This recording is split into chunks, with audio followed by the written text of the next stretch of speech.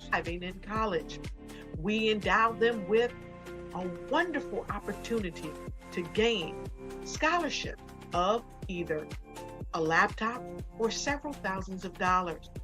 And we invite you to help be a contributor to this amazing opportunity to help someone that looks just like you. So join us today at our website and let us connect with you and help you ignite and take flight in every area of your life on the Black Business Network and the Black Business Olympics. I'll see you on the other side.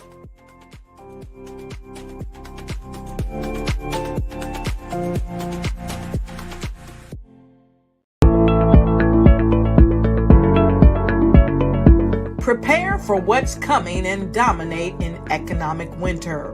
Stand strong and thrive by showcasing your great products and services globally through the Black Business Network and Black Business Olympics. The Black Business Network has showcased over 2,000 companies with over $7 billion in sales each year. Over 10 million attendees have viewed the rebroadcast each month. Through the Black Business Olympics, unique styles of business training and mentoring are turning students into business owners and entrepreneurial warriors who will dominate in any economy. Gain the ultimate advantage of the Black Business Olympics, 7 days of unbelievable topics and speakers speaking around the globe. Donate your time and experience to provide expertise and scholarships to students worldwide and change the world. Now, more than ever, new insights, tools, strategies, and capabilities are needed. This is your chance for a major presentation to the world. Fill out the form and join the more than 2,000 speakers who have presented to over 200 countries. Join the Black Business Network streaming live into the metaverse, STEM City, Black Multiverse Enterprises, Hulu, Amazon, YouTube, iHeartRadio, Apple, Facebook, LinkedIn, Pod TV, IBM TV, Spotify, and Google Podcasts. Sign up today. Spaces are limited, and we will see you there.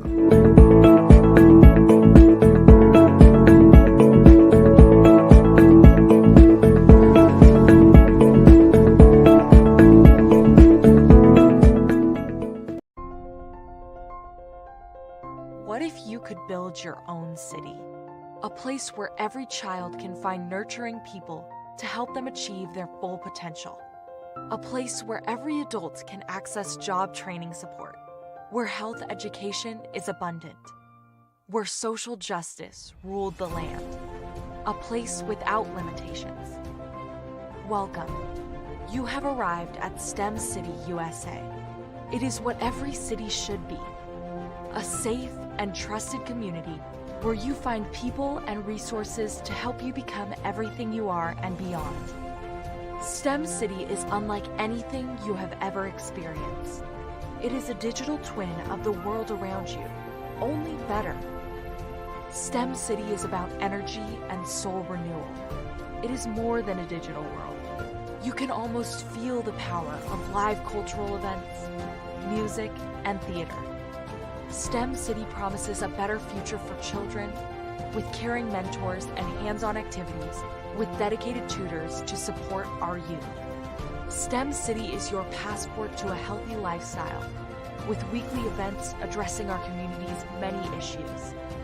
STEM City is your financial well-being with helpful information on wealth management, career advancement, job training, and so much more. STEM City is the community you deserve. It is the city where your dreams can come true. STEM City USA, a place in the sky that is accessible to all who reach for the stars.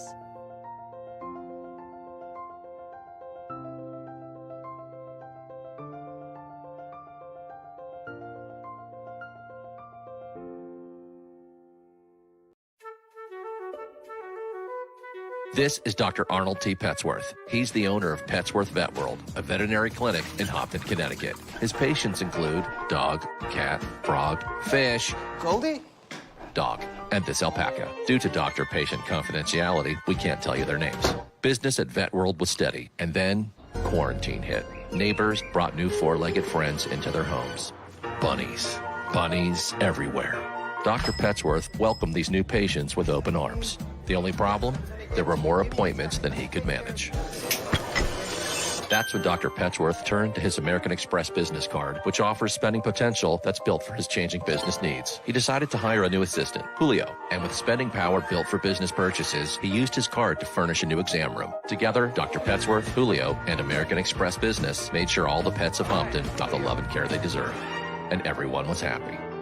Get the card built for business by American Express.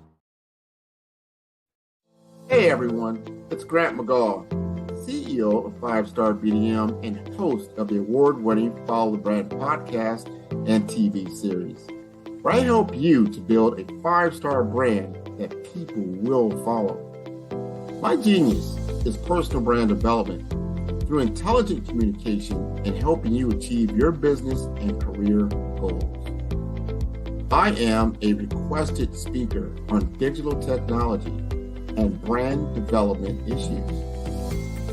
I want to work with you to increase the value of your current opportunities while attracting new ones. Every one of you is unique, and we all share challenges that can be addressed through smart branding.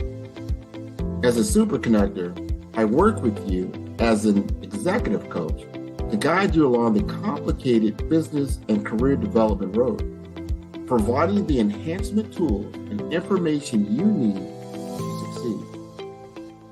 Together, I will help you succeed in today's challenging business climate. I will evaluate and measure your progress. Best of all, I am right alongside you every step of the way. Build the brand called you. Genius is coming. I'm Kennedy Harris. My genius is being an entrepreneur. I'm the CEO of K-Lock, a company where I develop my very own line of kids supplements. I currently market my multivitamin for kids to help combat weak immunity. During the pandemic, research has shown that having a strong immune system is key to fighting off disease. My vitamins are for kids, but adults can benefit from them as well. I'm adding a proprietary blend to my supplement line. I want to create my own blend so that I have a competitive edge in the marketplace. Staying healthy is important to me so that we live longer and have healthier lives. My website is klockproducts.com. That is K-L-O-C-K. Genius is common.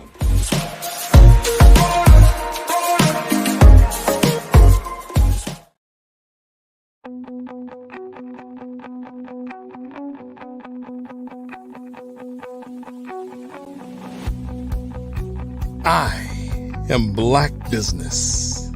From the moment I wake until the time I sleep. Yes, I am Black business. I am Black business. Tell me, are you Black business? I am Black business. Do you support Black businesses? Listen, I support Black business because I am Black business.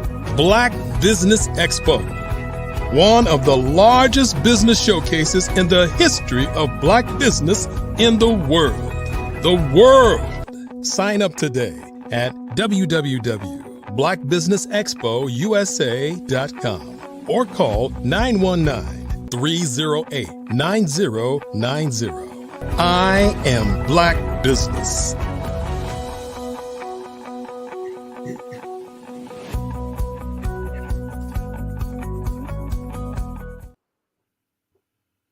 Good morning, business owners, entrepreneurs, thought leaders, and corporations.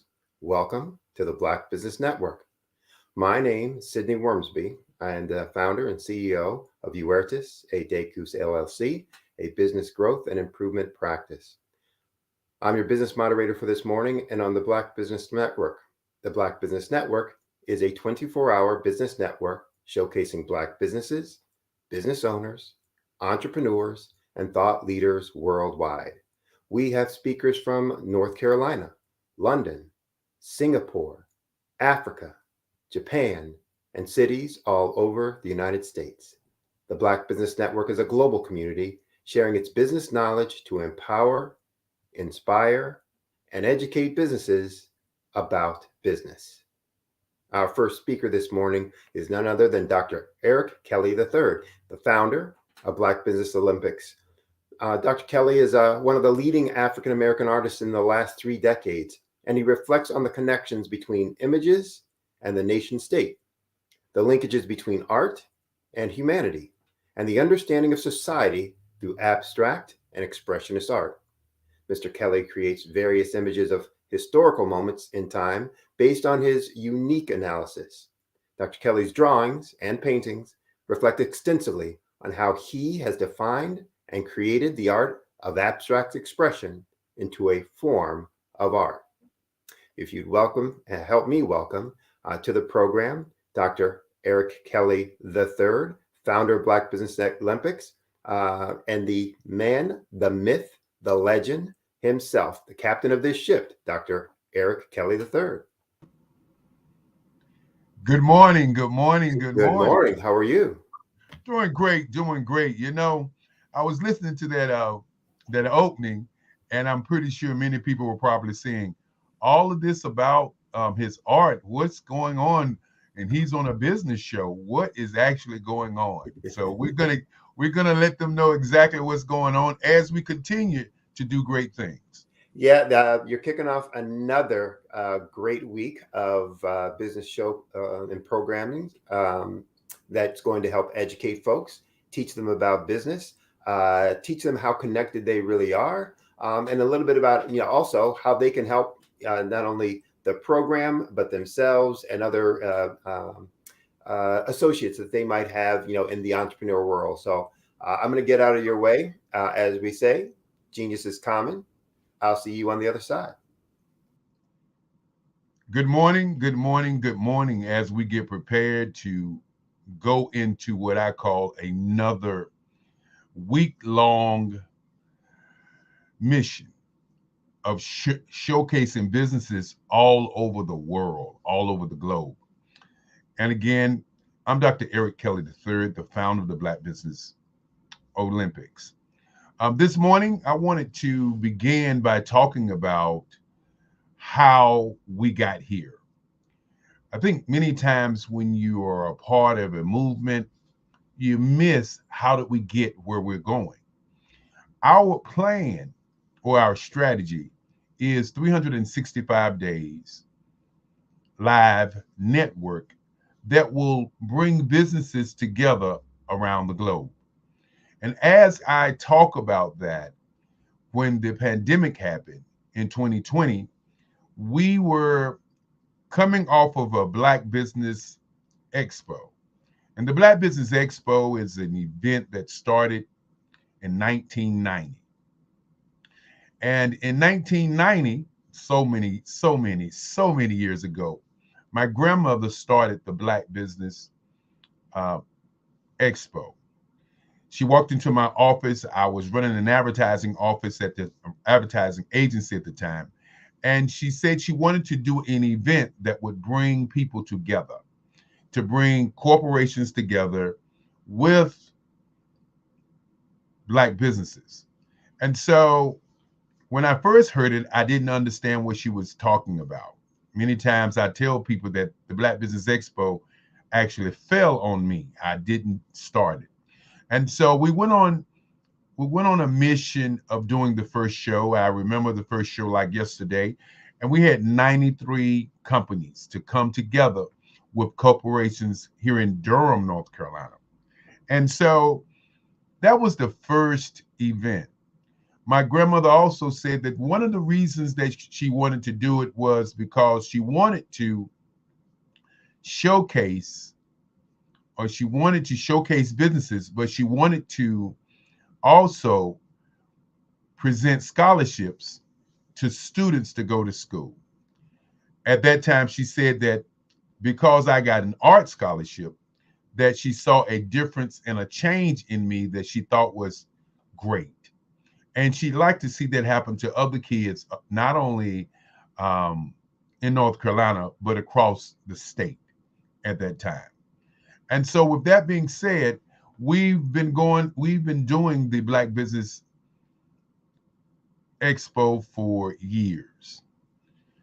When the pandemic hit, as I said earlier, we were looking to figure out how we could do something to impact the community and still impact the students. Understanding that the average age of students around the world is 27 in North America. In South America, it's 26. In Europe, it's 29. In Australia, it's 25. And in Africa, it's 14. And so understanding that with looking at the over $11 trillion in the African American community, we wanted to do something that would impact that community. With everybody being at home and with the pandemic just beginning, we decided to do 7 days. And those 7 days were set up in 7 different areas of business. As I said to my mother, as she asked me, what did I think we should do because of the pandemic? I said we ought to set our event up like a business plan, because many people were at home and they were probably thinking about what's next. And so we set it up on 7 days. The first day, which is today, is inspiration, education, and empowerment.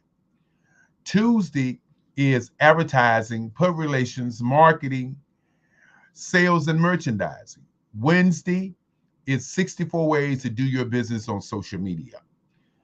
Thursday is diversity, equity, and inclusion, and of course, access, because if you don't have access, then how can you do business? And then on Friday is Generation X versus Generation Z, how to bridge the digital divide. And then on Saturday is Black Business and the Culture. Sunday is also Black Business to the Future, and of course, innovation. So those are the 7 days that we set up. And those 7 days have turned into 7 days where business owners can learn about their companies and their businesses. So as we continue to look at where we are going, we must look at where we've come from. Black businesses need information. And so we're providing information for Black businesses around the globe. When we talk about these 7 days and the impact of these 7 days, we want people to understand that when you come on and listen to business owners from around the country, what you will have business owners to talk from 8 o'clock in the morning to 8 o'clock at night. And that is going to be something that's truly, truly fantastic. But before I start talking, what I would like to do is share just a little information on my art. Art to me is a creative expression of something from nothing. You know, it explodes onto the canvas, or it explodes on in my work. One of the things that I try to do more than anything is I try to just give the lines and the movements and emotions and expressions into what I do. Art really means to me a chance to express how I feel deep down inside. Most of my art begins as a thought that I might have, you know, whether it's sports, whether it's history, whether it's a woman or a man. It pretty much starts as an idea of thought before I get into the actual image of what I'm going to draw. I do a lot of historical pieces. I was a history minor in college, and I love to do history pieces. And a lot of times I'm thinking about history, and then I try to make that history impact you as you look at it. that's one of the reasons that I do pitches so large. People ask me, why do I do the pitches so big? And I tell them, I want the piece to impact them as they're looking at it, to kind of dominate them, dominate their space.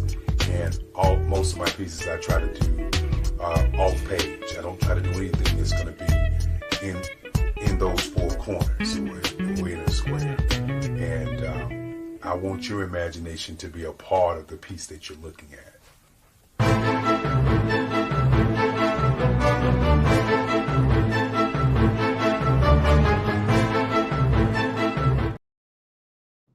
Thank you for that. Just wanted people to get an opportunity to see some of my artwork, because that is really why I do what I do. The reason that the Black Business Olympics is a phenomenal movement is because we want to change how our students view themselves. With students in the Black community and all over the world committing suicide at an alarming rate. And that's 1 in 100,000 kids committing suicide. And that's from the age of 18 to 24. But what nobody talks about is the age, the real age, which is the age from 5 to 18. And so as we look at this whole entire week, I want you to think about, why did you come? What did you bring? And what did you leave to impact the legacy of students all over the world? We are planning on giving out scholarships to kids at the end of the year, and that's in December. And so our mission and our goal is not to just talk about business and to come on a platform and just be about business and to just showcase these businesses, but more importantly, to impact the students who sign up for scholarships and funding for their lives. I want you to think about that as I go into my presentation this morning, which is going to be about mindset, mind state, mind shift, and mind print. I'm going to say it again. Mindset, mind state, mind shift, and mind print. Mind shift, or better yet, mindset. What is your mindset this morning? What is your mind set on? Is it set on your business? Is it set on your family? Is it set on your money? Think about that for a moment as you're looking at what today holds. Each morning that I get up, I say to myself how grateful I am to wake up and get another opportunity to share with the world my world. So I want you to look at yourself this morning, business owners and corporations and students. I want you to look at yourself and say, what is my mindset? How has my environment been a part of my mindset? How has my environment and the people that are in my ring of people shaped how I think about business, how I think about myself, how I think about the people who are around me? Your mindset creates how you think and how you feel. Your mindset many times is set on the people that are in your environment. Your mindset is many times set on the people you talk to and you listen to. Your mindset is many times set on what you think about. So ask yourself this question: what is your value? Not what is the value that you feel somebody thinks of you, but what is your true value? Now, your mind state. Are you happy this morning? Are you sad this morning? Are you anxious this morning? What is your state of mind? I want you to think about that, because your state of mind is what gets you into a space where you can begin to either create, duplicate, or do nothing. And I know many times people hear me say do nothing, and they don't understand what I mean. And that is what I call the procrastination energy that we have. And so as we look at your mind state, I want you to understand that what frequency you're on. And what I mean by your frequency, who are the people that you are attracted to? What do you manifest every day? Do you manifest happiness? Do you manifest money? Do you manifest things to come to you? And so your mind state is very, very important. Now, what I want everybody to do this morning is to close your eyes for a moment. And then I want you to listen to the next word, which is mind shift. And why mind shift is so important is because I want you to shift your mind from where you are and where you've been to another place. I want you to think about, what do you want to accomplish in your life? What do you want your legacy to be? And when you think about what you want your legacy to be and what you want your life to be, I want you to shift to a point of thinking about, how would your life be if you had everything that you wanted? Whether that be the bank account, whether that be the house, the car. I want you to shift your mind to begin to think about that reality and what that reality would cost you to get. What would that reality that you want, what would it cost you to get? Is that a shift where, if you said you wanted $1 million home, if you said you wanted a Lamborghini or a Rolls Royce, what would it take? What would it cost in your time to get to that place that you say that you want something? Many times people begin to say that they want things, but they don't shift their mind to look at what kind of time that it's going to take, what kind of money it's going to take. When you say you want a new home, what does that home cost? If you say you want to go into business, what is it going to cost you to be in business? The mind shift is very, very important. When you look at your value, if you say that you're a consultant and you've gone to school over 10 years and you've been doing consulting for another 20 years, what does that cost? What did it cost you to go through that process? Does that cost add to your value? And if it adds to your value, then the next question is, what is that value? I say to entrepreneurs, to business owners all the time, that you must begin to look at your industry to see what your value is. And then taking that value and creating a lifestyle that equals that value. So the mind shift is very important. So this morning, I want you to shift your mind and think about where you want to go, how you want to go, and what you want to do with where you're going. Now, I always pause to talk about energy. What type of energy do you utilize to get to your prize? Do you utilize energy that is a procrastinating energy? Do you use energy that is a aggressive energy? What is energy? Energy is the fiber that pushes you forward. Your mind print. What is a mind print?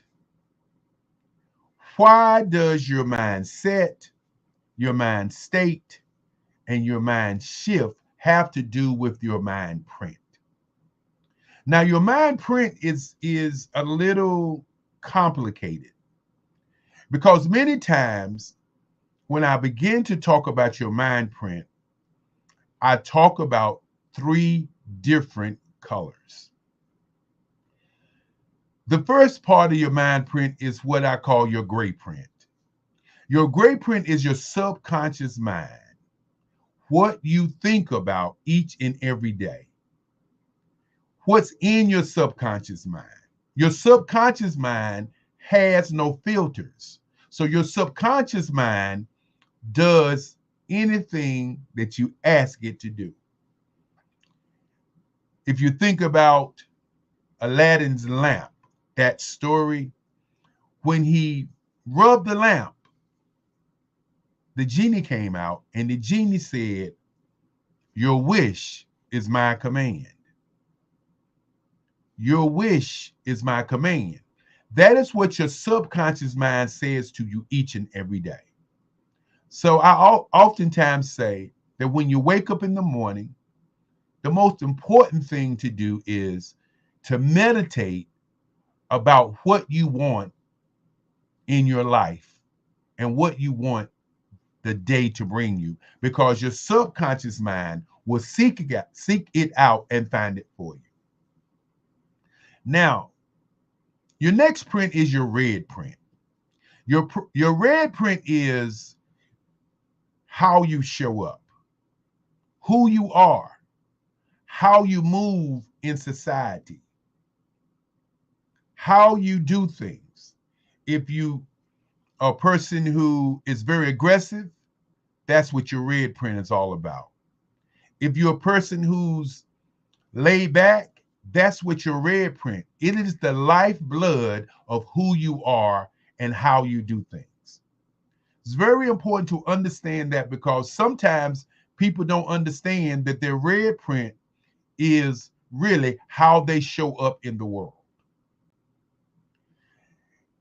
Many business owners open up their business and they begin to earn. Sometimes they don't do a business plan, and then years later, when they're going out of business, they wonder why they failed.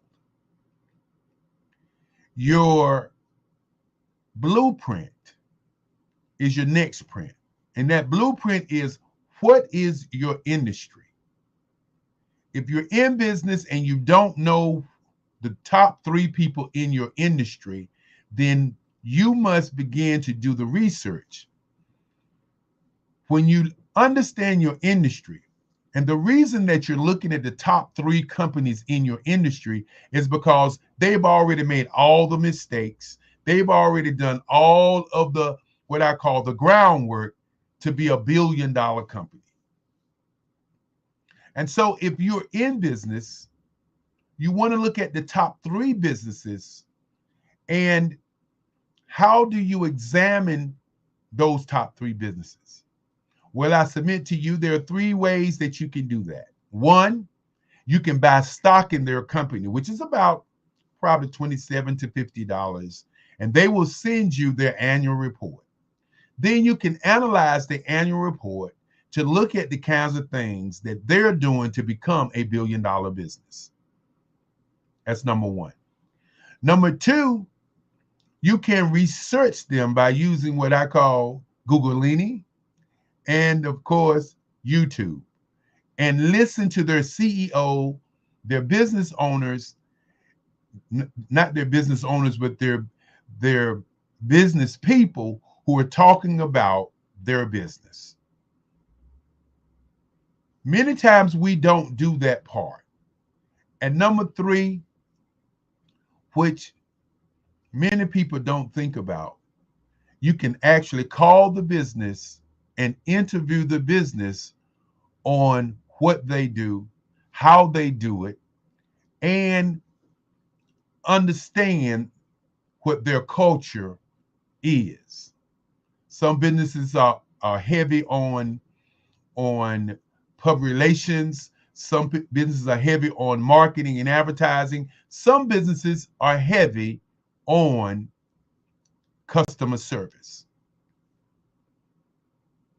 The blueprint is very valuable because not only can you find out information on the company, you also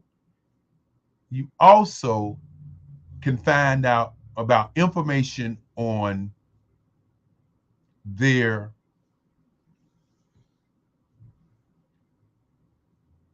and I want to say it and I want you to get it. You can also find information on their company, what I call business plan. Very important, very important. And so once we get past the blueprint, now we must look at the green print.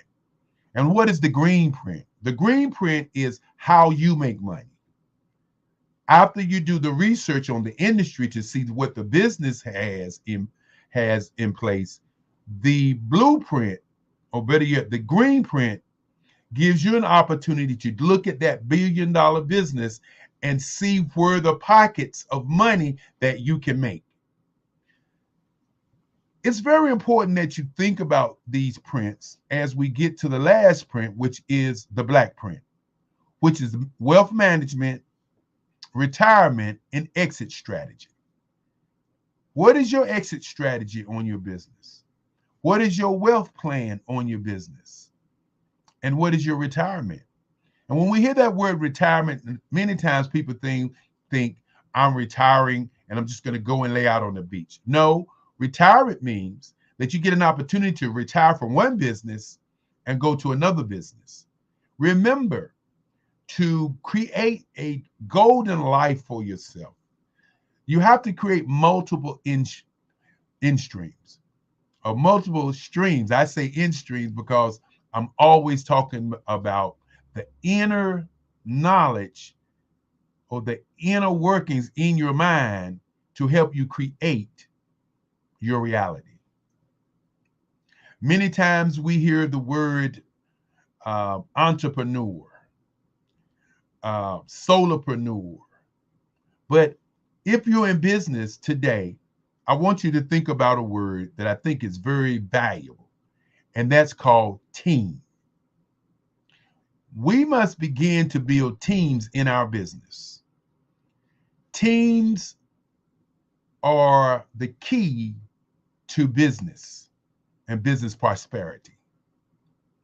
Now, I've talked about your mindset, your mind state, shifting your mind or your mind shift, and then your mind print.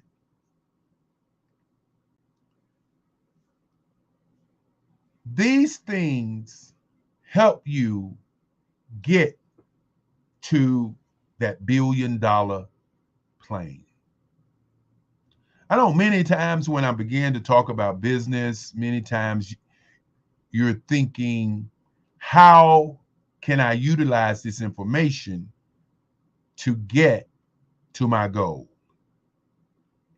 When you think about your mind state, your state of mind, what makes you wake up in the morning?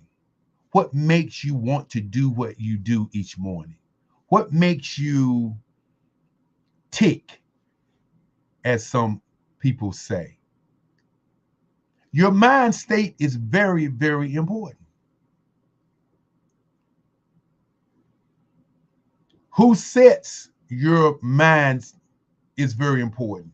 Who's in your ring of people that you talk to each and every day? It's very important.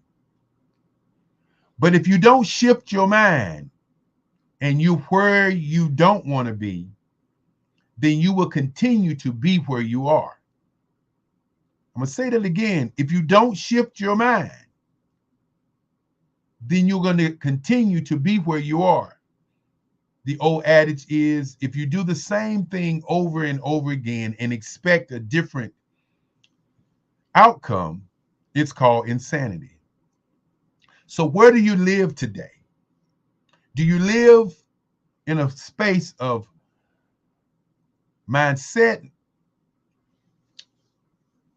mind state, mind shift, or mind print? And I would submit to you, let's move into looking at our mind print, looking at what is our why. Why do we exist? Why are we here?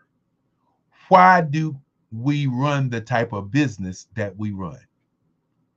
Your why is more important than your life, because your legacy can't be built on your what or your when or your how. This morning, I want to say to each and every one of the business owners who are going to participate, I want to say to you that I'm grateful. That I'm grateful that you've taken the time out of your life to share with the globe business. I am grateful that you have decided to be on this journey with us. As I began to talk about how we began with the first one back in November 2020, we had 184 speakers, 145 speakers. And we did 7 days a week, 12 hours a day. Then in 2021, we did quarterly, 4 times. Now, for those who like to know numbers, the first show that we did in November of 2020, we had 36,000 people to show up. When we did the quarterly one the following year, we had over 10 million people to show up. And then on last year, we did every other month. And my, the numbers were staggering. And so this year we have done every month. And if this is your first time with us, we want to say to you, thank you for participating and for showing up, as this is the 11th month in the year. As we continue to move on, we want you to think about how you show up. What is your why? We've had over 3,000 business owners to say to us that they want to showcase their business. You can get our information on our website and at bxtv.org, where we are going live each and every day to share information for business owners around the globe. And yes, indeed, I've enjoyed having the opportunity to talk to you this morning. Want you to enjoy all of this week. And I want to bring back the guy who's our moderator for this morning, Sidney Wormsby, a young man who's doing great things all across the country. And as we say, genius is coming, and I'll see you on the other side. But before I see you on the other side, I always like to smile and say, today is the first day of change. Utilize the information that you're able to get all week long from these amazing speakers from around the globe. Get the information, but more importantly, use the information, apply the information, and change your life. Thank you, Dr. Kelly. Some important words there. I always tell folks your why is important for so many reasons, but including and maybe especially because there's going to be sacrifices. There will be sacrifices you need to make that only your why will motivate you to do that. Because your head will say, I ain't doing that. And your why will say, yes, you are. And even when your head says, no, I'm not, and you want to resist, your why will make you, take action won't let you sit back and watch what was going on or going to happen, etc. So the why is critical in terms of the motivation and part of the determination and dedication. And so it's great that you bring that up and talk to folks about it. And then changing that mindset, as you said, also very critical because we don't always understand the limitations that we are living under, that have been a part of how we were raised or what somebody told us. What we experienced once when we were 3, 5, 7, 17, that all of a sudden becomes one of our limiting beliefs that we really need to revisit, rethink, reimagine, so that we can be successful in the things that we want to do going forward. So great that you're bringing those things up, making sure folks are aware of it, and a great way to start off and kick off our week this week. So thank you very much. Well, many times people just don't get it. If you were not raised in an environment where money is important, how do you know how to handle money? Right. If you're not raised in an environment where business was not prevalent, how do you run a business? If you don't have the accrement of statistics as a part of who you are, how do you handle statistics? Your mindset many times is set on what people are telling you, what's going on around you, and you don't understand it. And then you ask yourself, why are you going out of business? Right. Yep. Research, and look at a mind shift. Get to be the great CEO, the great business. You must get great people around you who do the great things to continue to make you great. Right. Championships are made of teammates who do what? They do excellent work to create a championship culture and a championship. So we as business owners must look at that. And as we say here, Sydney, genius is common. And I will see you on the other side. And I know you didn't get a chance to say, how can you reach us? You'll be able to reach us at 919-308-9090. That's the office number.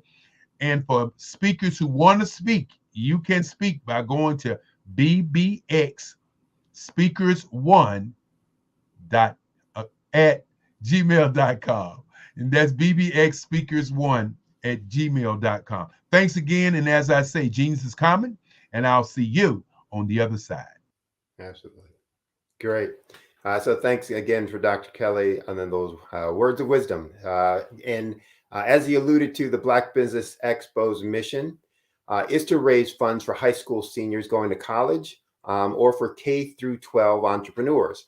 This expo is a fundraiser for students. So you can go to www.blackbusinessexpousa.com. Again, that's blackbusinessexpousa.com to donate to the scholarship fund.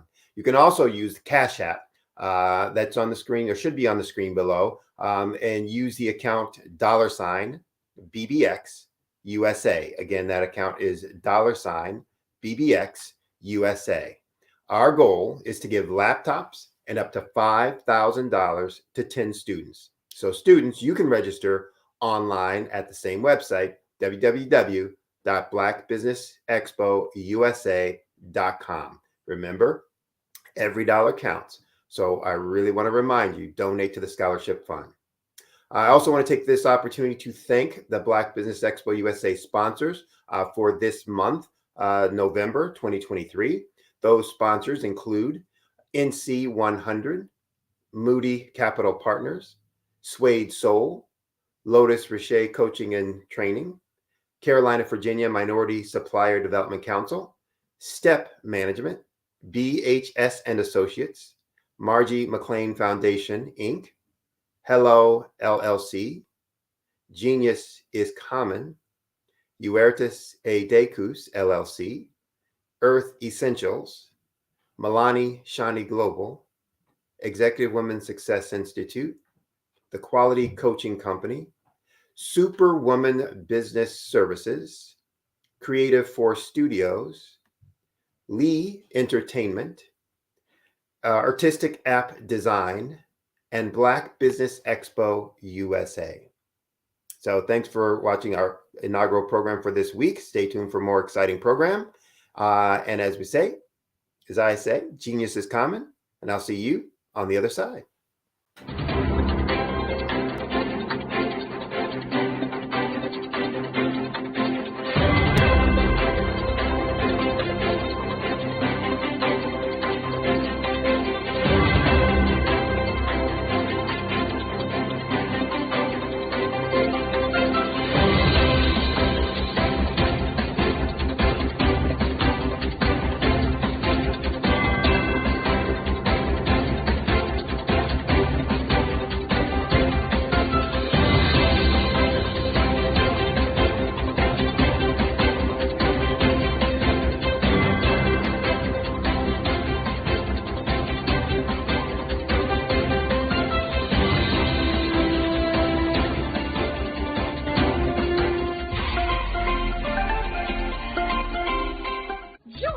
Dr. Eric Kelly III and a host of phenomenal speakers from all around the globe for this 7-day virtual event that you don't want to miss.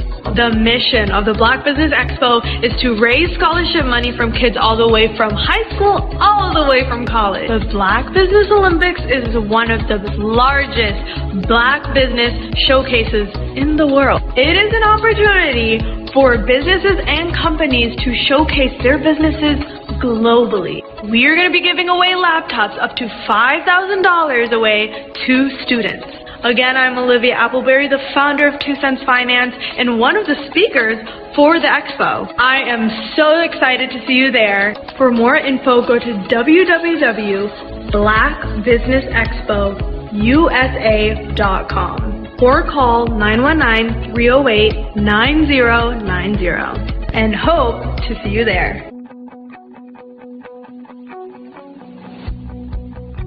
I am Black Business. From the moment I wake until the time I sleep. Yes, I am Black Business. I am Black Business. Tell me, are you Black Business? I am Black Business. Do you support Black businesses?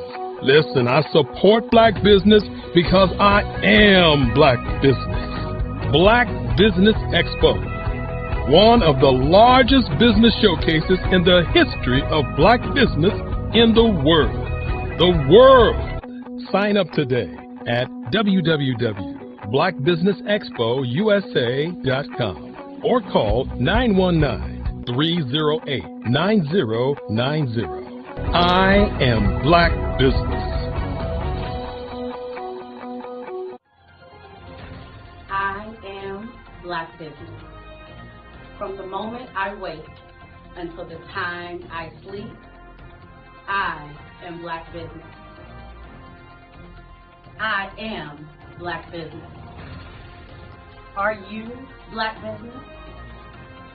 I am Black Business. Do you support Black businesses? I support Black business because I am Black Business. Black Business Expo, one of the largest business showcases in the history of Black America in North Carolina. Join Dr. Eric Kelly III and a host of phenomenal speakers from all around the globe for this 7-day virtual event that you don't want to miss. The mission of the Black Business Expo is to raise scholarship money from kids all the way from high school, all the way from college. The Black Business Olympics is one of the largest Black business showcases in the world. It is an opportunity for businesses and companies to showcase their businesses globally. We are going to be giving away laptops up to $5,000 away to students. Again, I'm Olivia Appleberry, the founder of 2 Cents Finance and one of the speakers for the expo. I am so excited to see you there. For more info, go to www.blackbusinessexpousa.com or call 919-308-9090 and hope to see you there. I am Black business. From the moment I wake until the time I sleep. Yes, I am Black business. I am Black business. Tell me, are you Black business? I am Black business. Do you support Black businesses? Listen, I support Black business because I am Black business. Black Business Expo, one of the largest business showcases in the history of Black business in the world.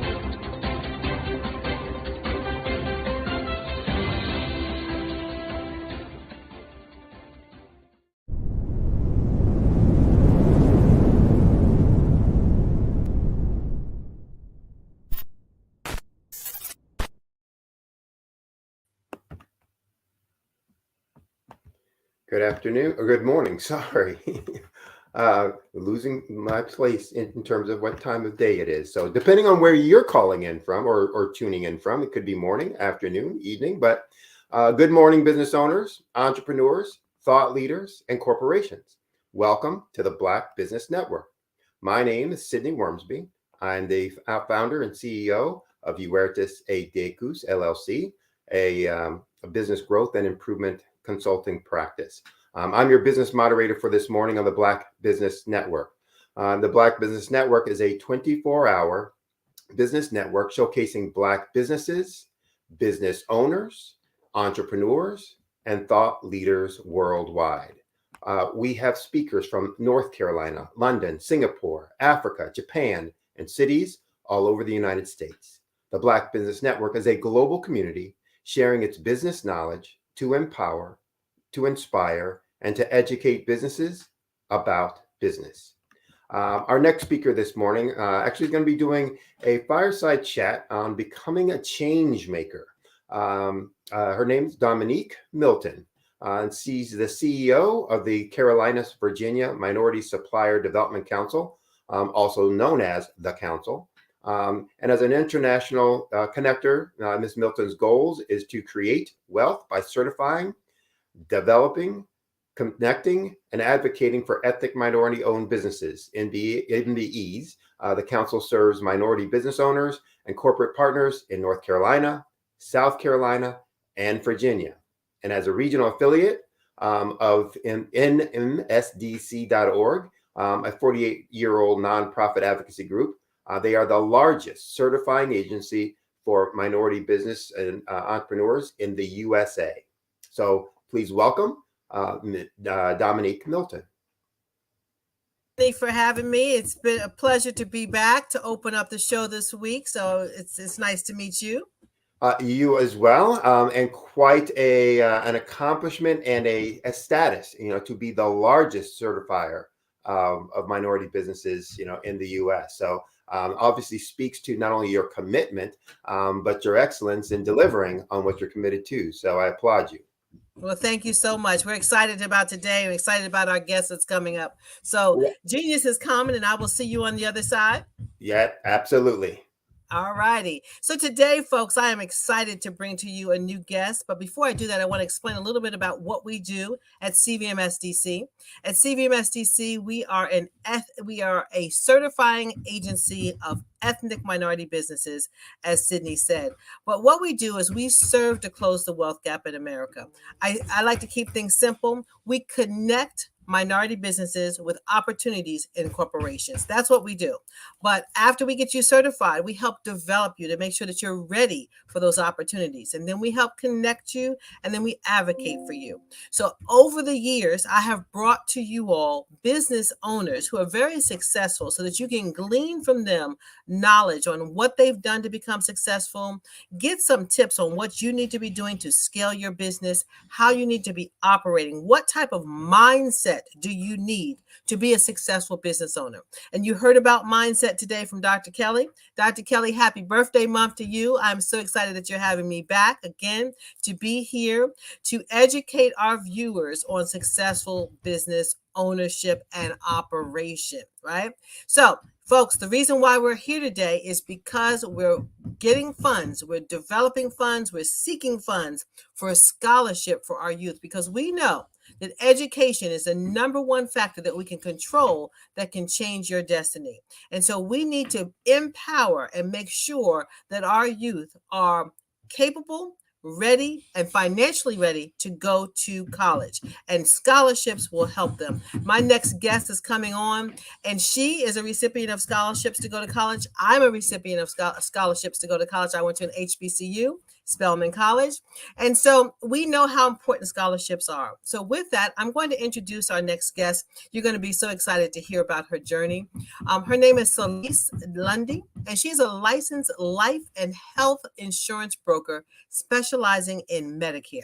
Okay, so every business owner needs to understand what you need to do to cover yourself and cover your employees with insurance. And Celeste is going to help us with that. She's licensed in 14 states, where she assists Medicare beneficiaries in navigating through the various Medicare plans to find the plan that best suits their needs. She has been in the health insurance industry for the past 33 years. Celeste is a native New Yorker. She started her career at Blue Cross Blue Shield in New York as a customer service rep. Her last corporate stint, now get that because she has corporate experience. This is going to be important in our conversation. Her last corporate stint was with Blue Cross Blue Shield in New York. Blue Cross Blue Shield in New Jersey, where she was a manager of hospital contracting and service. She started her own business as a Medicare health insurance broker and began her own agency, which is called Senior Insurance Resources, in 2010. Celeste graduated from Wagner College on Staten Island, New York, with a Bachelor of Science degree in Business Administration in 1989. And what's not in her bio is that she's played basketball in the United States and internationally. And we're going to talk about how sports has played a factor in her success as well. So without further ado, I want to bring Celeste on down. Celeste, come on down and join us. Good morning. Good morning, Good morning. Welcome to the show. Thank you. Thank you for having me. I'm so excited. Yeah, we're excited to have you. So for our viewers, most of our viewers are business owners, but we're talking to folks worldwide, and we want to be able to explain to them what your business is in the most elementary of terms. Tell them what you do. Well, in a nutshell, I am a licensed and certified health insurance, life and health insurance broker. My passion is the Medicare. However, I do life and health, all kinds of aspects of health insurance as well. But Medicare is my passion. I've always been in a service type of capacity in my corporate stints. And so you kind of have to transition a service aspect over into the realm of sales because a lot of times, if you come at people like you're trying to sell them, they will immediately shut down. And if you come to the aspect of trying to service them or teach them or make them aware of things that could be better for them, it's embraced and it's accepted a lot easier. And so I always come in with that mindset. Okay. All right. So you know how a lot of times our parents don't understand what we do? You know, they're like, my daughter does X. Right? Break it down for our viewers. What would they call you for? What services do you provide? Because again, I know what you do, but a lot of people still don't understand, when they would need your services. Well, in the Medicare realm, in the Medicare market, normally people who are eligible for Medicare, they reach age 65. And in this country, every 8 seconds, someone turns 65 in this country. The baby boomers will still be turning 65 for the next few more years. The baby boomers will still be continuing to turn 65. And so that particular population, unfortunately, seemed to be targeted a lot for scamming. And I kind of use myself as an advocate for those individuals. So people who are turning 65, who are becoming eligible for Medicare, who are maybe retiring and coming off of their employer plan and need to go on their Medicare, that's when they would contact someone like myself. I have multiple contracts with multiple different health insurance companies. I have to be certified for every product that I sell with each company. And I'm able to go over the ins and outs of the plan with the individual, checking their medications to make sure they're covered, checking their physicians and their facilities that is a must see for them to make sure that it is covered under their plan. Also, to give them some guidance as to which way is better for them to go, whether it be for their medical needs or their financial needs. So it's very important to sit down with someone like myself. We deal with the clients at no cost to them. The insurance companies pay us, and so it costs the member, the client, nothing to sit down with someone like myself or someone who's reputable, someone who's knowledgeable. Certainly at this point, my base is completely on a referral basis, which is also a lot easier for someone who's being personally referred to me, because then they feel that they can trust that person. So let me just sum it up for our viewers. You're an advocate for Medicare benefits. I'd like to call myself an advocate. You're yes. an advocate. So you help individuals who might not understand the lingo, might not understand how to navigate for themselves. And so you're that person that helps navigate for business owners, for retirees. I heard you say retirees, but I'm hoping that you can help business owners as well prepare Absolutely. for retirement. Because as Dr. Kelly says, you got to have an exit plan, right? So let's talk about, there's a lot of people who do what you do, Celeste, right? What sets you apart? What I can't say the word this morning. Differentiates your business from others. Well, first and foremost, I have extensive health insurance experience. I've been in health insurance. I've done every facet of health insurance with the exception of underwriting. So I've been on the customer service side, dealing with customers. I've been on the provider relations side, dealing with physicians and physician offices and teaching them about the plan that they are currently participating in. I've been on the side where I've did claims adjusting and claims examining. And so I know from start to finish how a claim is made, and through its whole process of being paid. And then, that explanation of benefit that people get, that this is not a bill form. A lot of people read that and they still don't understand what it means. I can read that and decipher that for that individual if it's necessary, just so that they have an understanding about how their claims work, how their claims get paid. Excellent. Yeah. Excellent. That's good. So for our viewers, I want you to understand that she didn't just start this business. You heard me say she has 33 years of experience, right? So you cut your teeth in corporate America. You gained that experience there before you launched out and started your own business. And that's critical for our listeners to understand that you have to have a foundation. You have to understand very intimately the business that you're embarking upon, so that you can differentiate yourself from others and be able to just really scale your business if you need to. So kudos to you for having that background and that understanding. So now let's talk about you taking that leap. What were you thinking in your mind? Like, I want to leave the comforts of corporate America and I'm going to start this business on my own. Let's talk about that. Was it scary? I mean, we've all been there, right? We've all been sitting at that desk going, man, there's got to be something better than this. What else can I do? What can I do that is not such a big leap from what you're currently doing? Like you can't, I mean, working in health insurance, and I'm not thinking, okay, I think I'm going to start doing being a nurse, or I think I'm going to start to be a chef. I mean, I'm not a licensed or trained chef. I'm certainly not certified to be a healthcare worker. So you have to kind of be realistic in the venture that you're looking to do. and so that it does kind of have some kind of connection to what you have done. And so honestly, Dominique, I kind of fell into this one. I didn't start out to saying, I think I want to be a sales agent. I mean, nobody really wants to start out selling, because the stigma to selling is, you're not getting that paycheck that you're used to getting every 2 weeks, and you know how much it's going to be. The fear is, it's incredibly fearful. It's incredibly just, you're so afraid. But I think what happened to me was kind of a blessing. I got fired. I lost my job.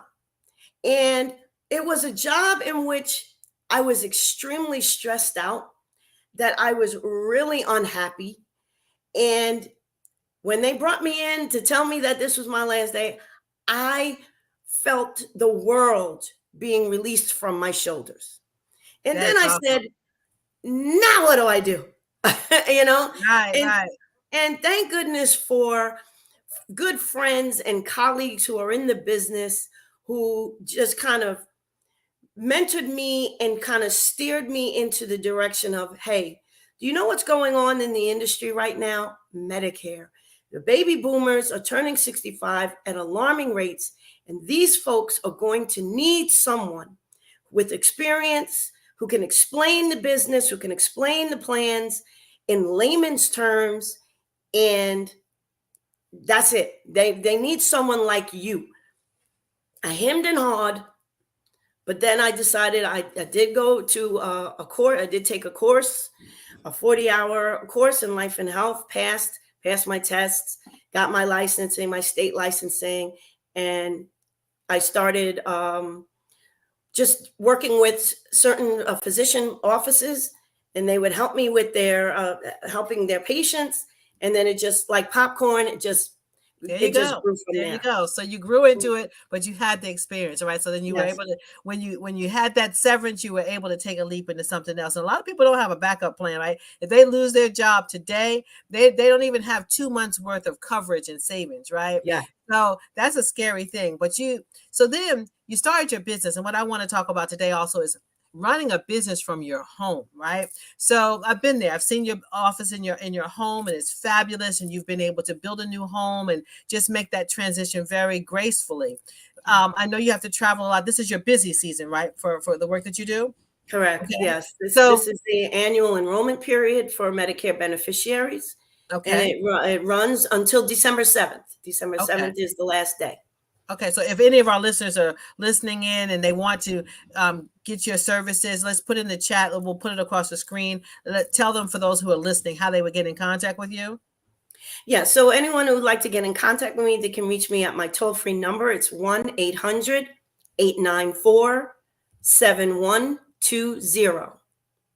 One more time. It's 1-800-894-7120. Okay, they're going to put that across the screen. 1-800, one more time, 894-7120. Okay, so they'll put that across the screen for our viewers. And so again, it's enrollment time for anybody needing to engage with Medicare benefits. And so now you're licensed in 14 states. Tell me about your travel schedule. What do you have to do in terms of covering your clients? Well, for the past 27 years, I moved from New York to New Jersey, where I settled in New Jersey. I lived and worked in New Jersey for the 27 years, and including my starting my business. So my book of business is generally in that tri-state area: New York, New Jersey, Pennsylvania. And so I had my licensing in those states. And then as I grew, I had clients who would move, and they would move to different states. And I'd be like, you ain't getting away from me. You can't get rid of me that easy. So I would just get the license for that state to continue to be their agent. And then they would refer their new patient, their new client, neighbors or friends to me. And so I just grew from there. So my states, I'm in Maine, and that's because I had clients that moved to Maine. I'm in New York, New Jersey, Pennsylvania, Delaware, Maryland, Virginia, North Carolina, South Carolina, Florida, and Georgia. And I'm also in Tennessee, and I think that's it. Okay. Connecticut. Good. I'm in Connecticut. Yes. Okay. Good. So Lisa, how do you manage? A lot of people don't know how to work from home. I remember when I started working from home, my family was looking at me like, okay, you're here. You can do this. You can do that. I'm like, no. And sometimes I'll get dressed and they're like, where are you going? I'm like, I'm going downstairs to the office. Right. So how do you manage working from home, your time and just your responsibilities? Even in my corporate world, there was a time when I did work telecommute, where I did telecommute. And the most important thing is where your office is set up. You cannot set it up in your bedroom. Your bedroom is your sanctuary. It should not be where you're also doing business. You should not set up it should be set up in an area in your home that is light and bright and that you don't mind sitting in for a few hours a day.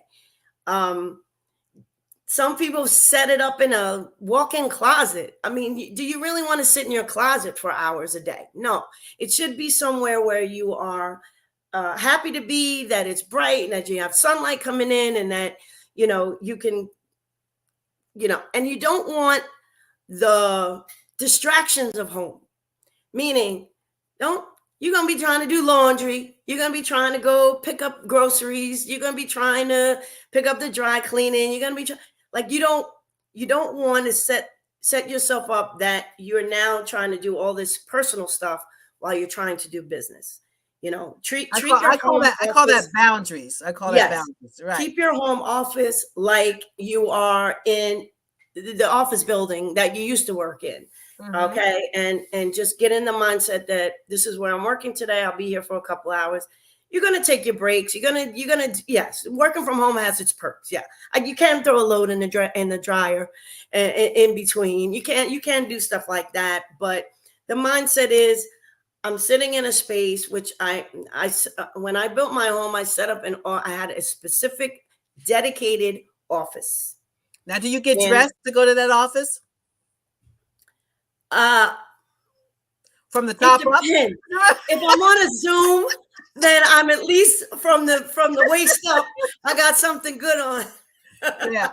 Okay. What about scheduling your time? I know for me, I have to set my alarm to go off at a certain time to let me know that the workday is over, or it's time to go work out or walk. Otherwise, I'm continuing to grind because, although you're at home, if you really focus, you can lose track of time and you're just working even more than you would in the office. What do you Sure. I mean, when you are self-employed, you work harder for yourself than you would for anybody else. Let's be real about that. And so you would tend to overwork. You would tend to work, 16 hours a day. Because it's right here. You go in your office or you're sitting at the kitchen table eating dinner and you got your laptop right next to you. Or, at some point you do have to separate from work. You're at home. So, have your space for work so that when you leave that space, you're not thinking at work. Right. Okay. You're now in your home, your own personal sanctuary. So, it's easy to get distracted working from home if you got other things to do. But, let's face it, it's self-discipline, right? It's self-discipline doing that at home. But I mean, if this is what you want, this is what you have to do. And we have some listeners who might not have space in their home to do what you're talking about. And I suggested there are workspaces that you can rent at a very reasonable price, right? In town where you can have your own office in a building with other folks, because some people need to get out and have human interaction, right? So you can have a receptionist there, but you have your own office space in the back. And it's a fractional fee that you pay per month. We have that. I utilize that here locally because I'm in my home. But if I want to see people or meet people, I don't want them to come to my home. So I will meet them at my workspace. Your virtual office. Yeah. Virtual office. Thank you for that. So now, Celeste, knowing what you know now about business, what would you have done differently in your career? That's good. I think I think this is what I was meant to do. This is my niche. I was just telling someone my first day story. about my first day out and about. And my very first client was my mother-in-law. And unfortunately, my presentation at her kitchen table made her fall asleep on me. So I knew I had to I kind of had to speed it up and get through things a lot quicker. But on that same day, I met a neighbor of hers who was in her 80s. She was extremely hard of hearing, teeth coming out of her mouth. She was on Medicare. She was on Medicaid. Just there were so many things wrong with the plan that she was on, including that she was paying copays and things like that. And when you are a dual eligible, meaning you have both Medicare and Medicaid, that's state assistance, there are special plans for you where you're not paying any money out of pocket and you're getting a lot of extra perks that come along with these Medicare Advantage type of plans. And she was just simply on the wrong one. We put her on the right one, which actually was with the same company that she was currently insured with. She didn't have to change doctors, but she got eliminated any out of pocket for anything that she was needing to have done. It included hearing aids, it included dental, it included a quarterly allowance that she can purchase items like her incontinence pads and things like that. She got a bathroom safety package where they would install grab bars and rails in her bathroom, because that's simply where a lot of the accidents do occur for seniors in their bathroom. And we basically changed that woman's quality of life. Not only did we change that woman's quality of life, but her whole household. Now no one's yelling. Mom can get hearing aids so she could sit here. You know what I'm saying? And I walked out of there with goosebumps. I walked out of there like, do you know what we just did for that woman, for that family? Yes. And Yes. I was, out with my general agent. It was my first day. And he said, yeah, like it was no thing to him. But to me, that was amazing. And I just said, if this is what my first day of doing this is like, I'm sorry I did not do this sooner. I'm sorry I didn't do it sooner. So I think this was my calling. This is my niche. And I absolutely love it. It's my passion, and I absolutely love it. That is all. There's nothing better than to be able to see firsthand how you're helping people. And I thought that's what you were going to say, that you wish you had done it sooner, right? Yeah. So because you are changing lives, and I'm gonna have to turn you on to my mom because she's having trouble navigating that whole benefit package. And so I just said to her the other day, Mom, I'm getting you a hearing aid. So so yeah, we'll talk about that. So let's talk about scaling, because we always like to talk about scaling on this show. And again, a lot of our viewers don't understand what scaling means. And I'll tell you a story. During COVID, I have a lady who embroiders masks, and I asked her, I said, can you give me 5,000 masks next month? She said, no, I can't. I don't have that capacity. I said, okay, I'm gonna call you back in a week and see, hopefully you have connected with somebody else. You can partner with somebody else who can help you address those 5,000 masks. And when I called her back, she still didn't have that capacity. So I ended up giving a $750,000 order to somebody else because she wasn't able to scale, right? So in your business, if somebody called you up and they say, okay, I've got this whole senior citizen home of people that we need you to address, right? Just example, you got 100 people that you need to address. How would you handle being able to scale? Do you have partners that you can work with to be able to address that business? Well, as a broker, we are contracted with what they call an FMO, a fair market organization. And basically they give you the support and the guidance that you need, and any contract that you might want to have for any health plan anywhere. And so if that was the case, that I was called on to deal with a large, say, senior residential building, that they want to just deal with one person, and that person is you. First of all, I would be absolutely flattered, and I would be so happy with that.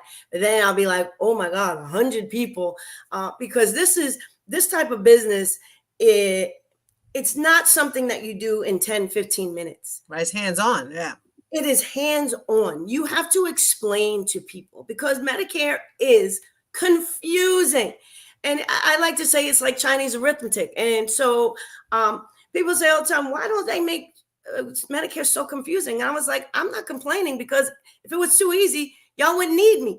So I'm happy to explain the ins and outs of Medicare. That sitting with a client is not done in 30 minutes. It can be done in an hour, 90 minutes, sometimes 2 hours, depending on how thorough I need to be with that individual. Okay.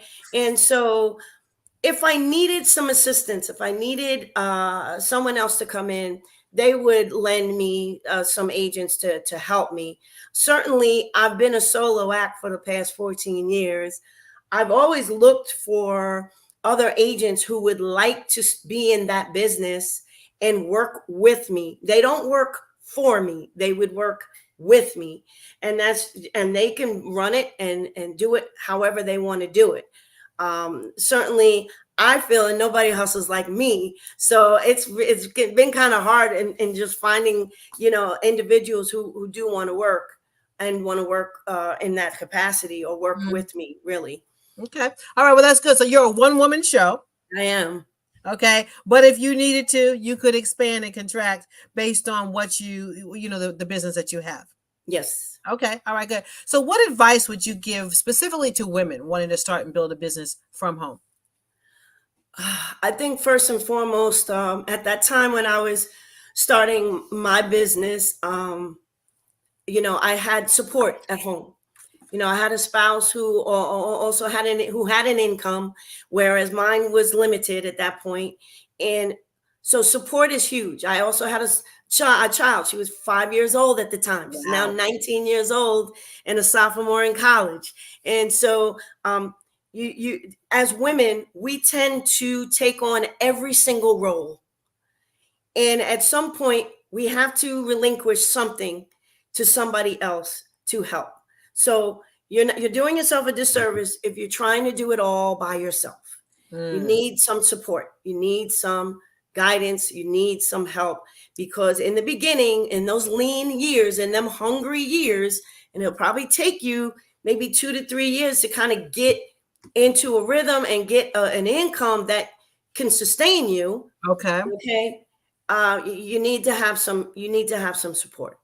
Okay, good. So now we didn't talk about that at first. So it took you a while to really scale up your business, right? So you had the skills, you jumped into it by default, as we learned, right? But you needed to ramp up. So we hadn't talked about that, but ladies and everyone listening, you need to build a nest egg up, right? You need to build up some reserve, because you might not have the support at home. You might not have a spouse at home.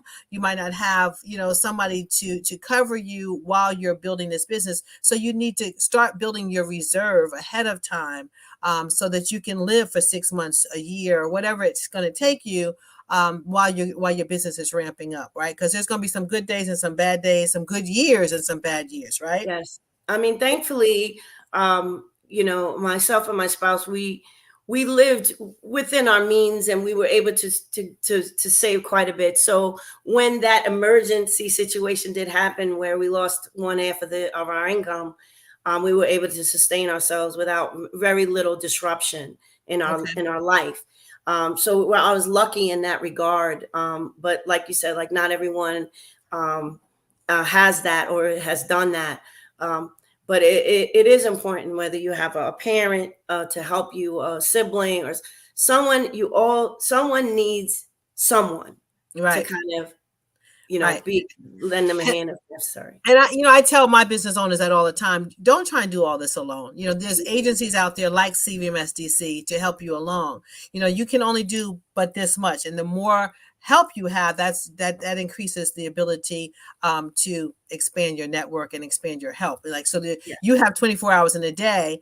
I've got 24 hours in a day, and that's all I can do. But when you link up with other people, you expand your 24 hours by the number of people that you're linking up with. And organizations like mine are strictly designed.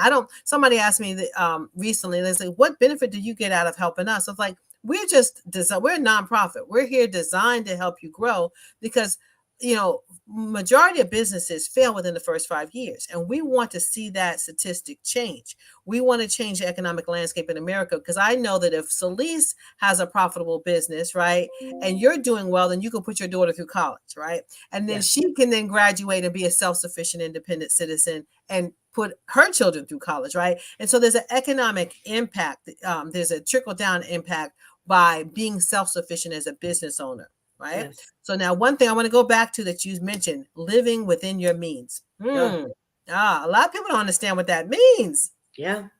Okay. Yeah. So that means, folks, living within your means, it means if you get a paycheck and that paycheck is $500, that you don't spend $600. You only spend $300 of that, and you're putting some away and you're tithing with the other portion. You're tithing with 10%, you're saving 20% for that rainy day, and you're living off of a fraction of what you're making.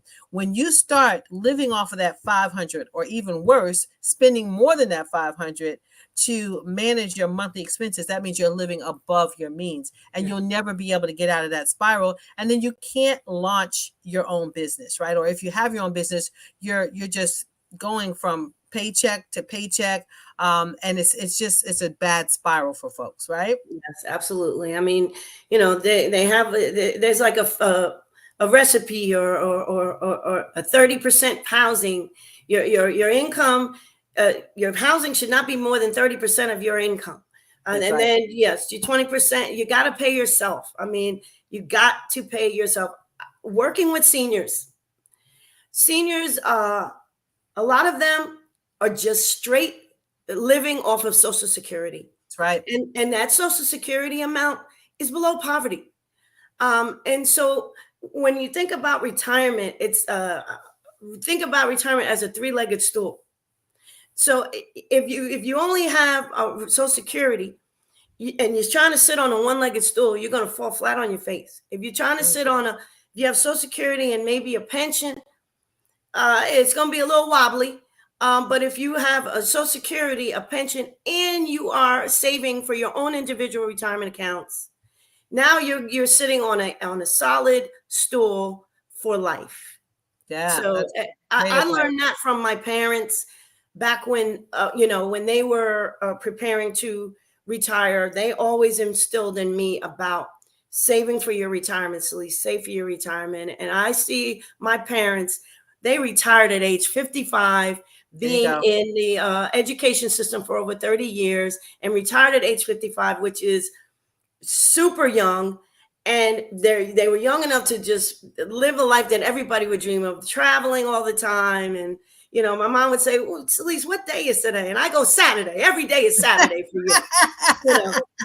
I love that advice. It's great. Yeah. The three-legged stool. I'm going to use that for folks. So let's talk about an exit plan. Dr. Kelly talked about having an exit plan this morning. And most business owners are just struggling to stay afloat, right? They're working in the business versus on the business. That's a huge thing, right? You have to be able to work on your business to make it grow. But then they get so caught up working in the business, they don't even see the end. They can't figure out how they're going to get out of this. And I have a business owner. He built this fabulous multi-million-dollar business, planned on, sending it down to his kids, and they don't want it, right? They're not ready for it. And so he's like, well, what am I going to do? And so his health is ailing. It's like, okay, are you preparing to sell this business? Are you preparing something so that you can relax and enjoy the fruits of your labor? Let's talk about an exit plan. Do you have one for your business? Even though it's something you can run into your 80s. Yeah, I don't want to, but yeah. I mean, I am, I'm 56. I'm 56 now. And so when I think about when do I want to not do this anymore? I mean, technically I've been doing this long enough that I have established a tremendous book of business that I really don't need to do anything right now, except during the annual enrollment period is when I basically just see clients. I get referred to other clients, and it's maintenance about me. It's about retention right now for me. But there are organizations that would buy my book if I wanted to. And so I do have that in the back of my mind, should that time come, if I want to, or I just let it ride. I mean, unfortunately, every year I would lose clients. Either they pass away or they move away or something like that. And so I just figured let the business just dwindle down until I say, okay, that's it. And then I can hand the reins back over. Well, you have options. You have plenty Yeah. of options there. And for our listeners, you need to understand that you should have exit plan options in your mind, right? You don't want to ride this thing all the way until it crashes, and then you don't have anything to pass on to your children or anything to sell, or be able to sail into the sunset and enjoy your retirement, the fruits of your labor. So I appreciate you being here, Celeste. For our listeners, again, cvmsdc.org is designed for business owners who need that extra help. We are here to help you grow your business. We are economic growth engines for businesses. And Sydney, thanks for coming back.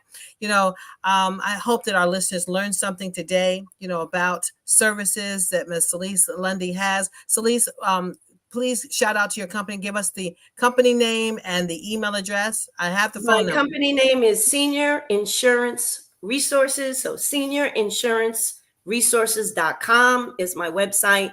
You can email me directly from that as well. And you can reach me 1-800-894-7120. All right. Thank you so much for being with us, Sydney. Dominique, thank you for having me. Yes. Well, first, thanks to both of you for being there. It was a wealth of information, and it's evident why both of you are so successful with the information and content and the way you delivered it and presented it. So thank you very much. I'm sure our listeners and viewers out there really got a lot out of it. So thank you much. Dominique, do you want to give any more additional information about how to contact you for people who might be interested in your services? Sure, absolutely. My contact information is info at cvmsdc.org. Or you can go to our website at www.cvmsdc.org. We have webinars on a regular basis. We have events. Our next major event coming up is BOC 24 in Virginia Beach, Virginia, which will be August 5th and 6th of 2024. Registration is open. And so we welcome you to come and join us. We have an information session every month for business owners to learn the benefits of joining us. Celeste joined us a little while back, and she's getting acclimated to the organization and learning how we can benefit her business and get more customers for her. So that's it. That's a wrap, folks. And I really appreciate being here today. Again, genius is common, and I hope that our listeners tune into the need to provide scholarships for our students, right? That's what it's all about. Absolutely. So Celeste, Dominique, thank you very much. Thank you very much. As I say, genius is common. Look forward to seeing you on the other side. See you on another.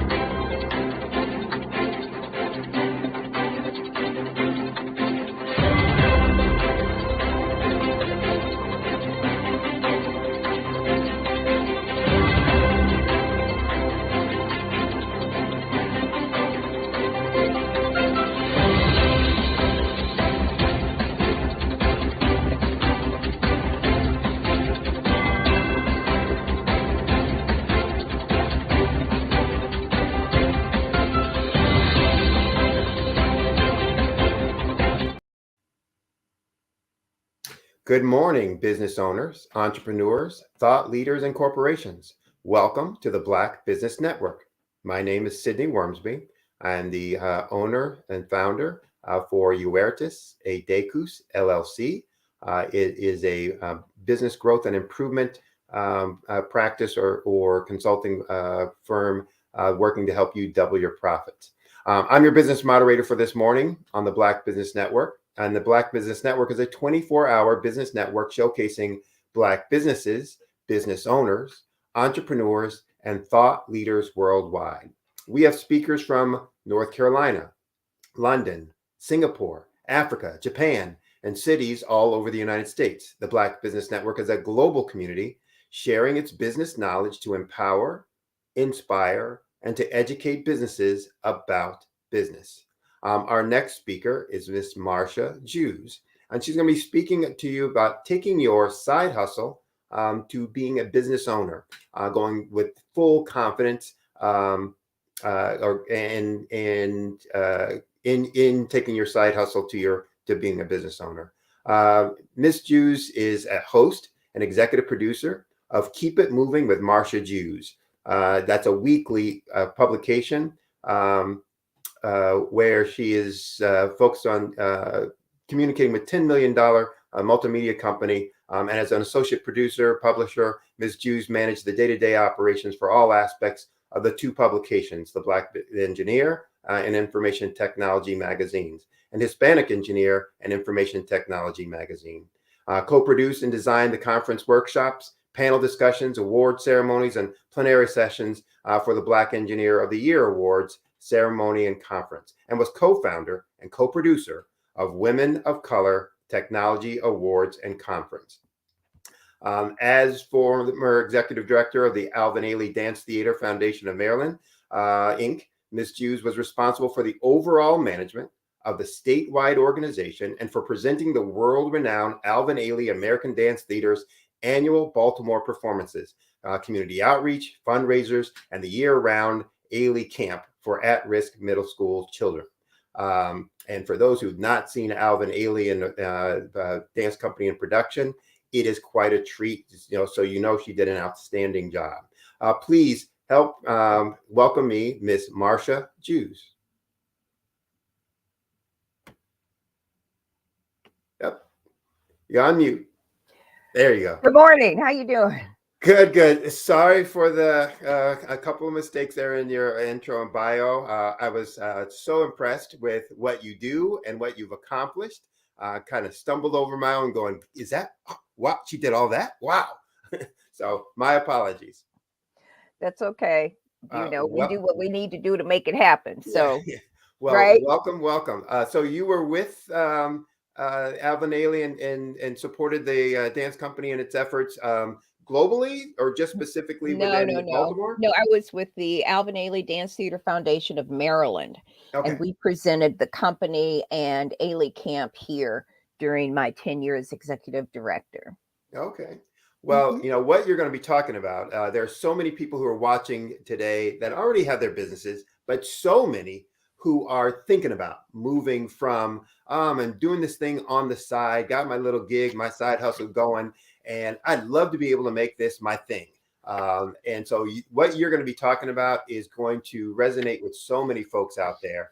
I know they're going to find it valuable. So I'm going to step out of the way. I thought you were going to ask me questions and we were going to have that kind of exchange. Fireside chat. Yeah.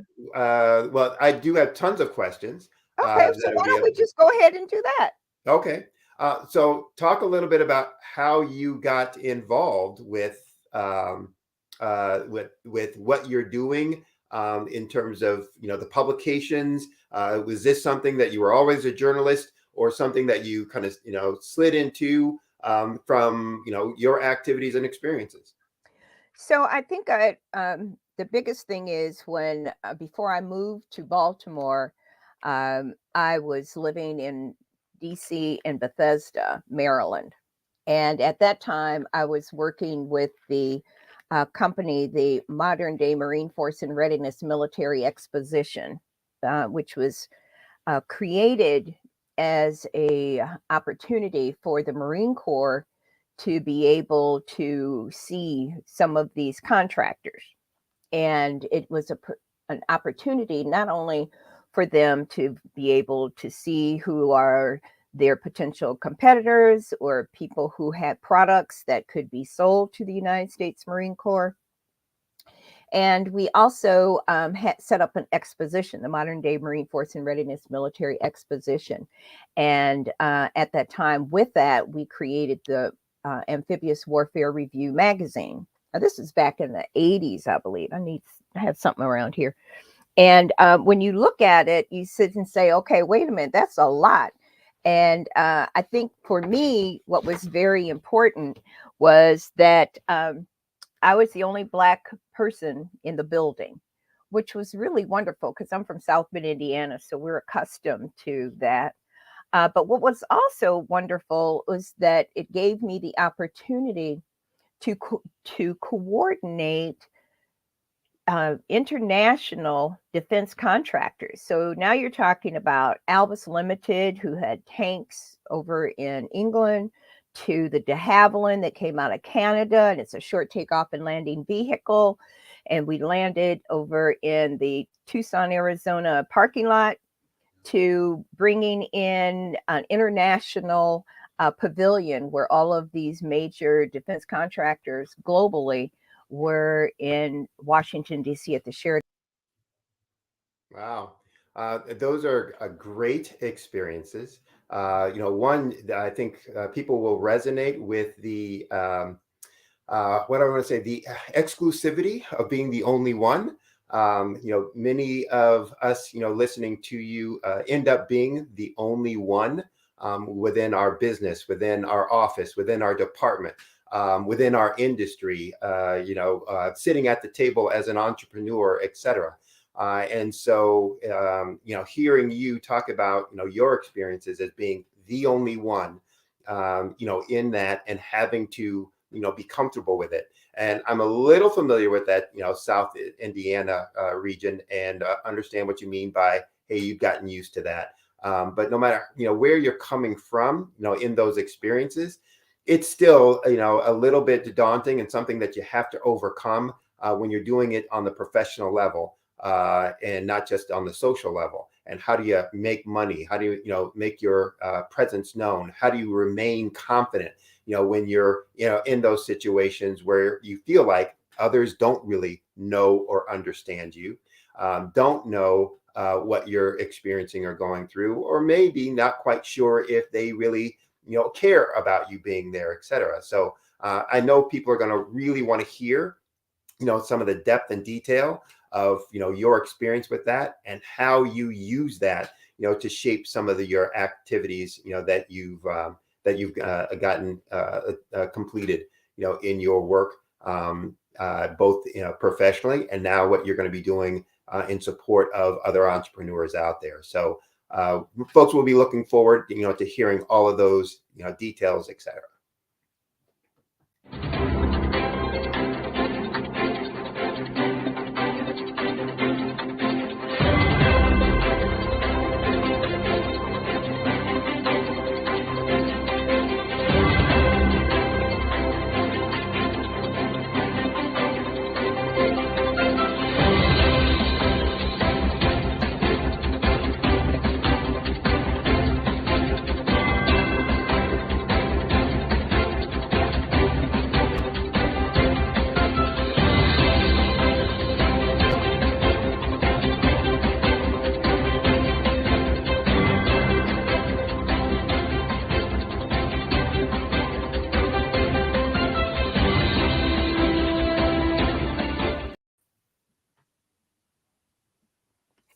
So as I said, people will be, really excited about hearing all that you have in terms of, details about your experiences and how you used those to shape not only, your business activities, your professional activities, but also in terms of how that's shaping what you're going to be communicating to them. So, folks will be excited to hear, and I'm going to get out of your way. And as we say, genius is common. I'll see you on the other side. Yeah, I bet you will. Oh, hello, everybody. It's really great to see you all. And I think that it's really important that we really sit down to figure out who we are and where we are. And I don't know that I'm going to be on topic, but here's what I'd like to share some of my experiences. Number one, I think that you have to be able to know who you are. What are your strengths? What are your weaknesses when you start talking about building a business? Building a business is not for the faint of heart. You have to be ready to deal with the ups and the downs, and you got to deal with the economy. You got to deal with government. You got to go through these processes. So it's always good to develop relationships within your community. So get involved. If there's a leadership program where the corporate people are involved, or you have the chambers of commerce, you want to go and make certain that not only do you have the skill set, but you want to learn from the people who are doing business and develop relationships with those people. One of the things that I found here in Baltimore, we have a program, it's a leadership program, and it was, I don't know, probably about 6 or 8 months long, but it gave us an opportunity to see what's going on in the greater Baltimore area. It gave us an idea of what businesses were doing in the city. how government was being run, how to deal with the folks in Annapolis, which is the capital of Maryland, and what our legislators are doing. So you need to have intel. You need to be able to be in places where you can get information. And many of the chambers, many of the leadership programs, and there are probably others that I don't know about, but in your city, you want to research what organizations have the ability to help you develop relationships with the businesses that you're in, to showcase your product or services. You want to be able to find out if there is a book or or a directory that gives you the listing of all of those different organizations, and start attending their meetings, talking to people, finding out who's doing what. And you can't do it just sitting in your office, looking at your screen, hitting papers all the day and having somebody file them. You've got to really take the time to develop relationships. If you're going to build a business, it's about those relationships. Who can you call if you need something? Who can you call to give you access? Who can you call to help you get a contract? You need to be able to talk to people, to know people, to put your tentacles. I'm not from Baltimore. And I made a decision that I was going to be involved in Baltimore.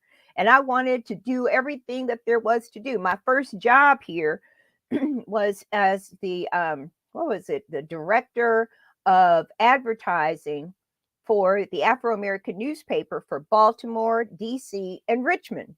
And that's how I got involved in this community. And it was that relationship, being involved in the advertising department, to figure out who was who and who was where. And I had to end up going to different places for them. You also want to look and see what are the programs, the organizations. Is there a chamber of commerce? Is there a program that shows you how to navigate? Where are the corporate environments? Who's doing what where? You want to just check and see and meet people. A lot of people are members of fraternities and sororities. Excuse me. Take advantage of those relationships that you have in your city. Everybody knows somebody, and it's always about the ability to connect, to make certain that people know your name, make certain that people know what you do. Do you have business cards? Are those business cards exciting, or is it just something that you did at the local printer? Or are you going to actually go up and find somebody to help you design a business card so somebody wants to look at it and they'll see it and they'll say, oh, this is cute. You want to be memorable. When you go to some places, are there places for you to go to be able to be a speaker? How do you do that? Who do you know in those areas? It's also about how do you communicate and socialize. The other thing is if you are in a sorority or a fraternity, excuse me, what are those people within your organizations doing in your city? And how can they help you to make certain that you see and do what you need to do to be able to grow your business, for people to be able to know exactly what you're doing? So you got to do your marketing. You've got to find places where you can do advertising, excuse me, or you need to find out, and they usually have it in a business journal of some sort, or in the newspaper, or in the magazines, in your local area. And then what you want to be able to do is make certain that this is what I did, have a little savings account that I use to be able to go and do all these things. So instead of maybe going buy a couple pair of shoes that I don't need to be buying, put that money in something in a bucket so that when I need to go to these places, these events that are going to give me a return on my investment of time there, I need to be able to pay for those tickets to go. And so that's the important thing. Excuse me 1 second.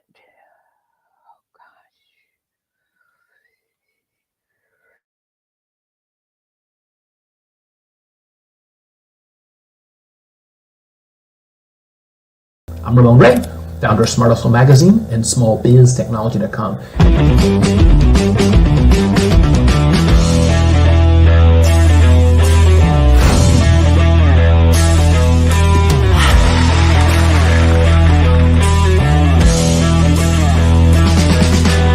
You're here today to celebrate small business success. Stand up on your feet. You rocked the house. Hey, thank you. It was amazing. Didn't we learn? For me, success comes from failure. One thing not to do is shake somebody's hand like this.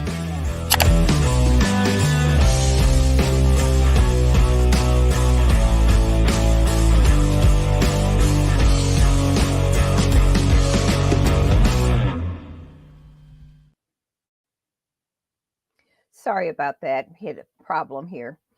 So basically what I'm talking about, and forgive me for the interruption, what we're talking about is how do you make those relationships? And usually in Baltimore, we have the Baltimore Business Journal. So I'm certain that in your town, you have some sort of journal that gives you information about the different companies that are in your town, the different organizations, nonprofits, the whole 9 yards. We have a book, a list too for the Baltimore area that gives you all of the names of the organizations and their titles and people and whoever's running the organization. You want to know who's a player in your town. You want to be able to see who's getting the contracts. You can go up in your business journal somewhere or go to your city to find out through their small and minority business department who are the major contractors in your city. You have to do research. You have to roll up your sleeves and really do the work because it's there for you. And what you also want to do, especially if you're new in town, you want to develop those relationships and you want to make certain that people will remember your name and who you are. So when you are going to these places, you want to introduce yourself to all of, one of the things, I'm going to go backwards. So one of the things I think is important is attending all of these different events that they have that are corporate affiliated. And it's there that you can take your business card and meet people. They're called mixers, I guess. And so they're corporate mixers. Or you'll see that there's something for an event and you got to pay to go to it. But don't look at it as, oh, I got to take it out of my pocket. I got to do this. And look at whatever you're doing to attend these different events and to go to these different places, call it an investment. And I would suggest that you also make certain that your accountant or your bookkeeper can help you make certain that you can get the proper write-offs for the things that you do. It's a whole nother thing talking about that. The other piece is with me, I started working with an organization, and this was really my first job, and it was down in Alexandria, Virginia, at the MCL Publishing Company, and we had published the Amphibious Warfare Review. Well, first it was Proud Tradition magazine, and then it was the Amphibious Warfare Review magazine. And selling to defense contractors was a lot more interesting than sitting down trying to figure out, twiddling my thumbs, trying to sell something at Neiman Marcus. So, you know, Bethesda was good to me, and it gave me an opportunity to learn, one, about what's going on in the Northern Virginia, DC, and Maryland area, who those businesses are, and finding out how to navigate. Make certain that you join different business organizations, and people will gladly help you identify that. And then if you're thinking about starting your own business, in which I did, because I was working for people and giving up all my, intellectual property. What I did with them, I'm doing now.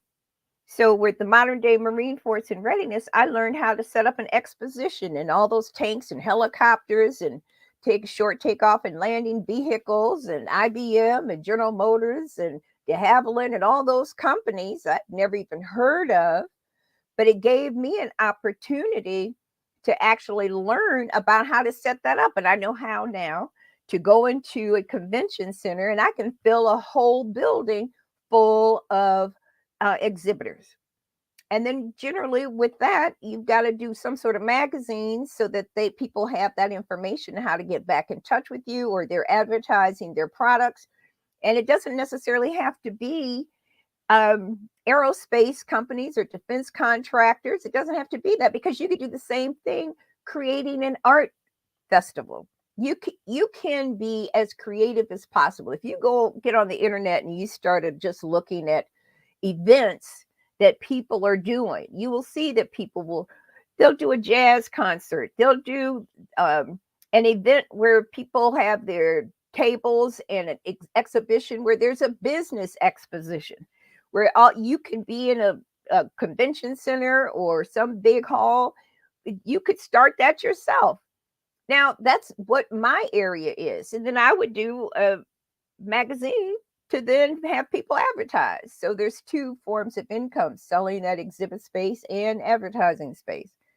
But then you want to also do something that's fun. You want to have a gala so everybody gets dressed up, and you got to pay for that. Or you want to have panel discussions. You want to set up the room. So all those have rentals, but you need to then get sponsors. So there are ways to do whatever it is that you want to do. You have to plot it out and do research. Whatever your interest is, that just happens to be my lane.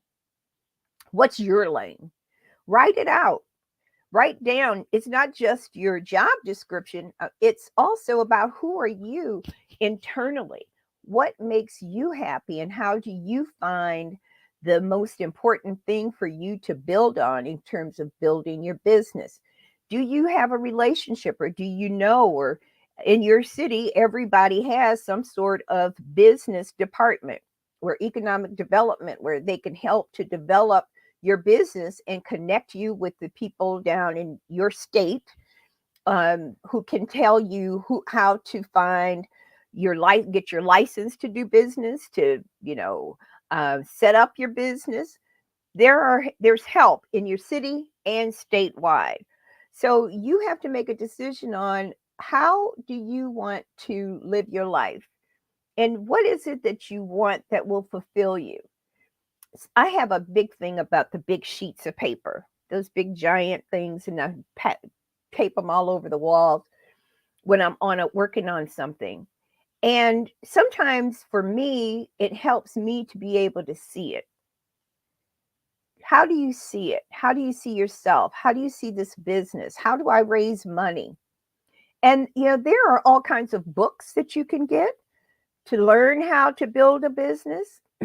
Figure out, what do you like on a different piece of paper? What do you really like? You've been working for a company for 15, 20 years, and you're tired of it. So, okay, I'm done. What are you going to do? How do you create your own business? And what kind of business would you want? That's important, because we don't always know what we don't know. So we've got to do some research to see the things that we like.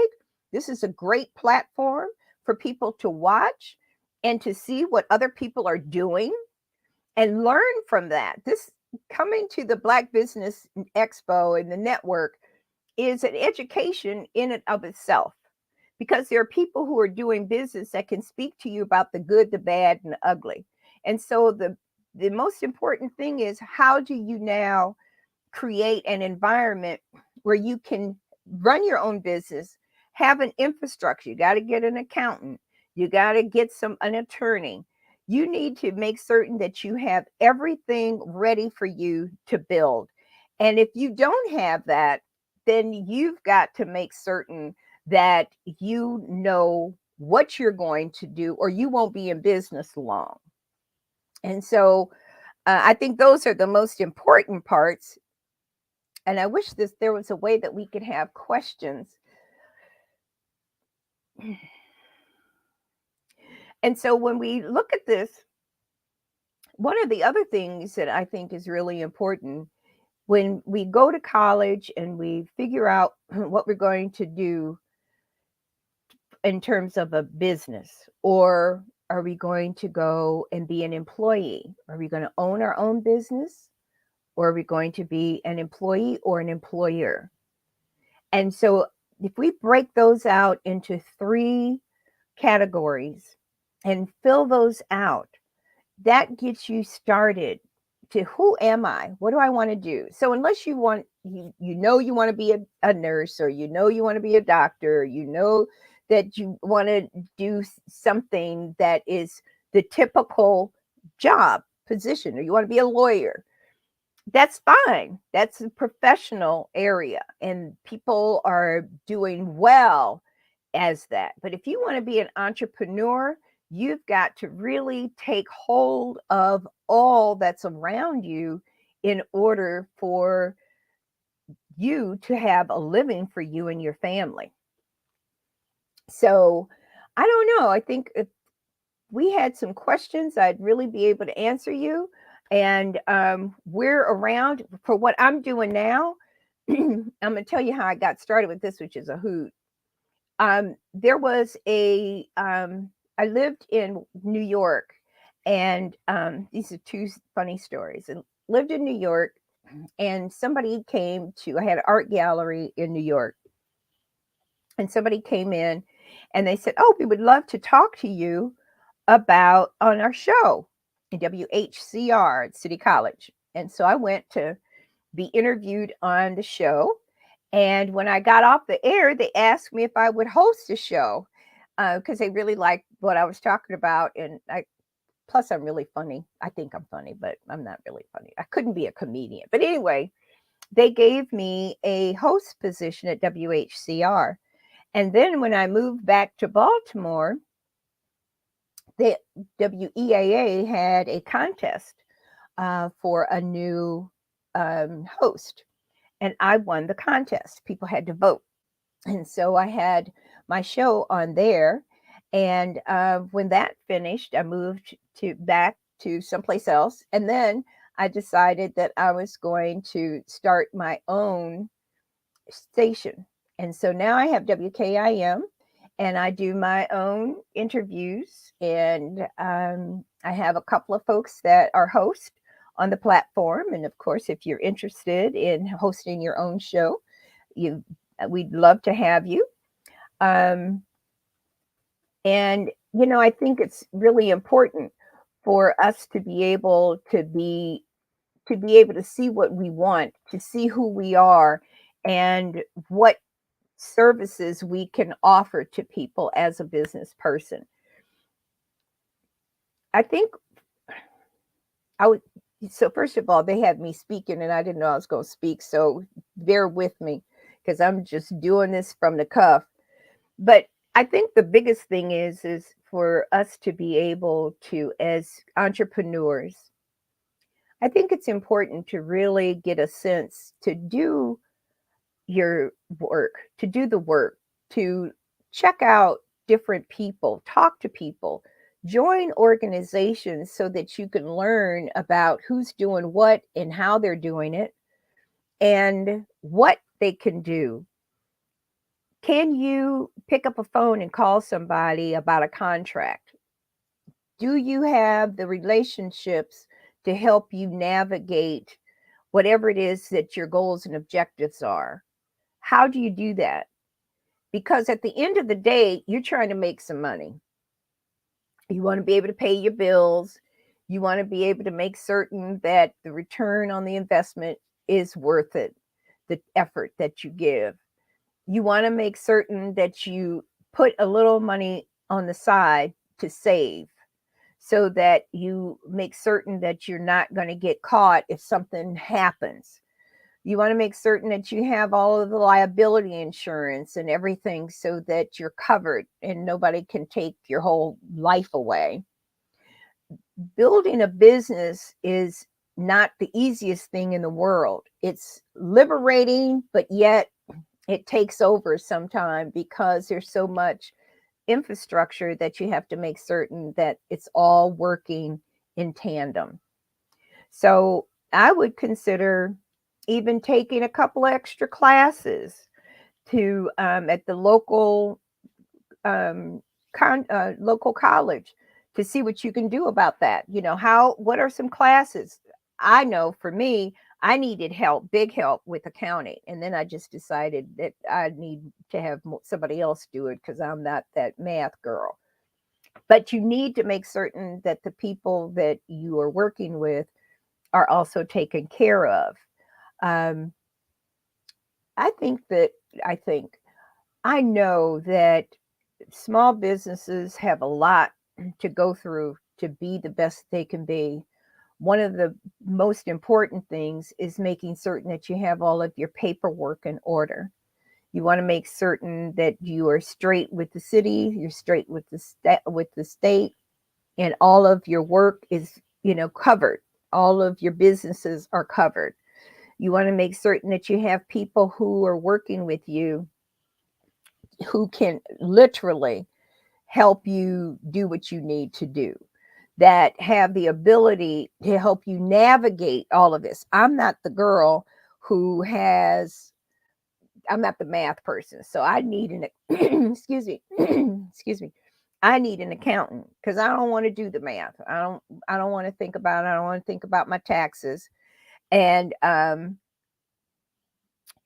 know that it's really important for small businesses to be on top of all of your money, excuse me, all of your federal, state, and local taxes.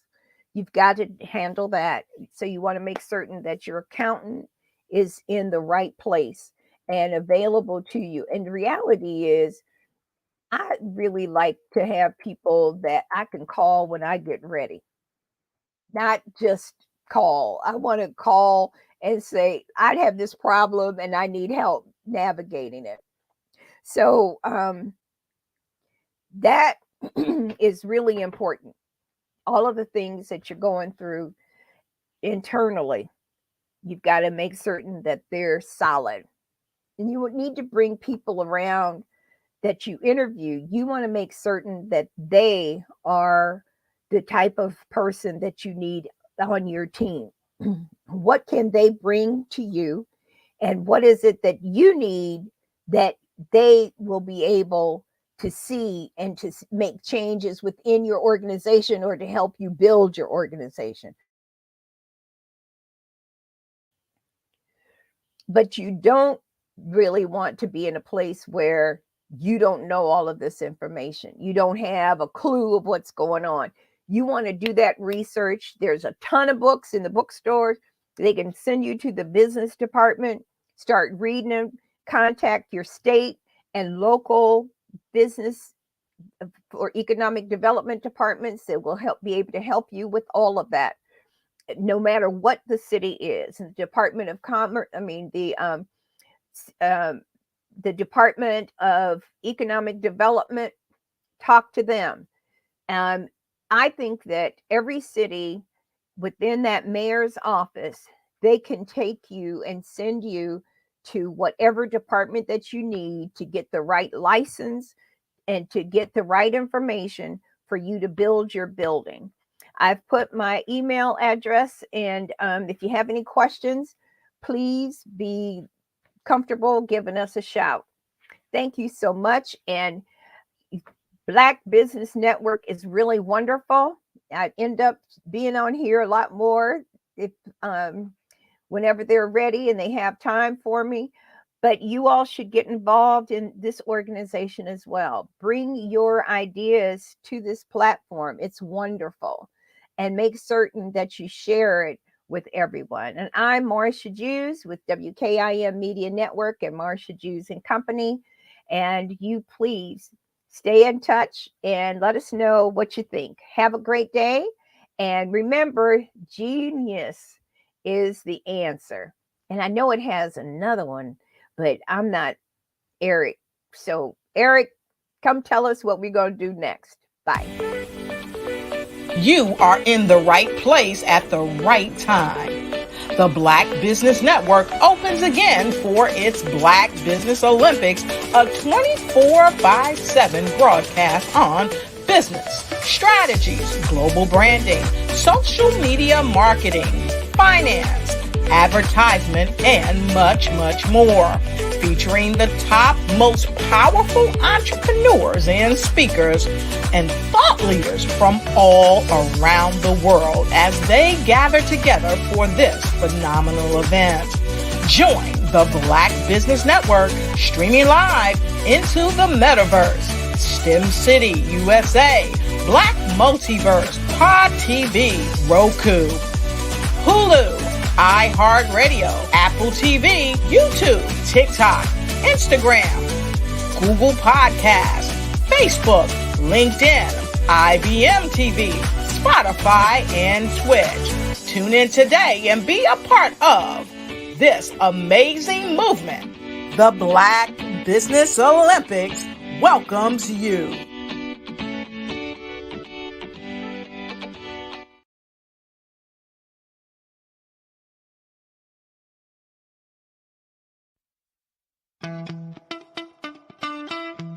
How many times have you been asked to help someone you didn't even know, a student, a business entrepreneur? Or did you ever even ask, where did they end up? That business, that friend, that entrepreneur.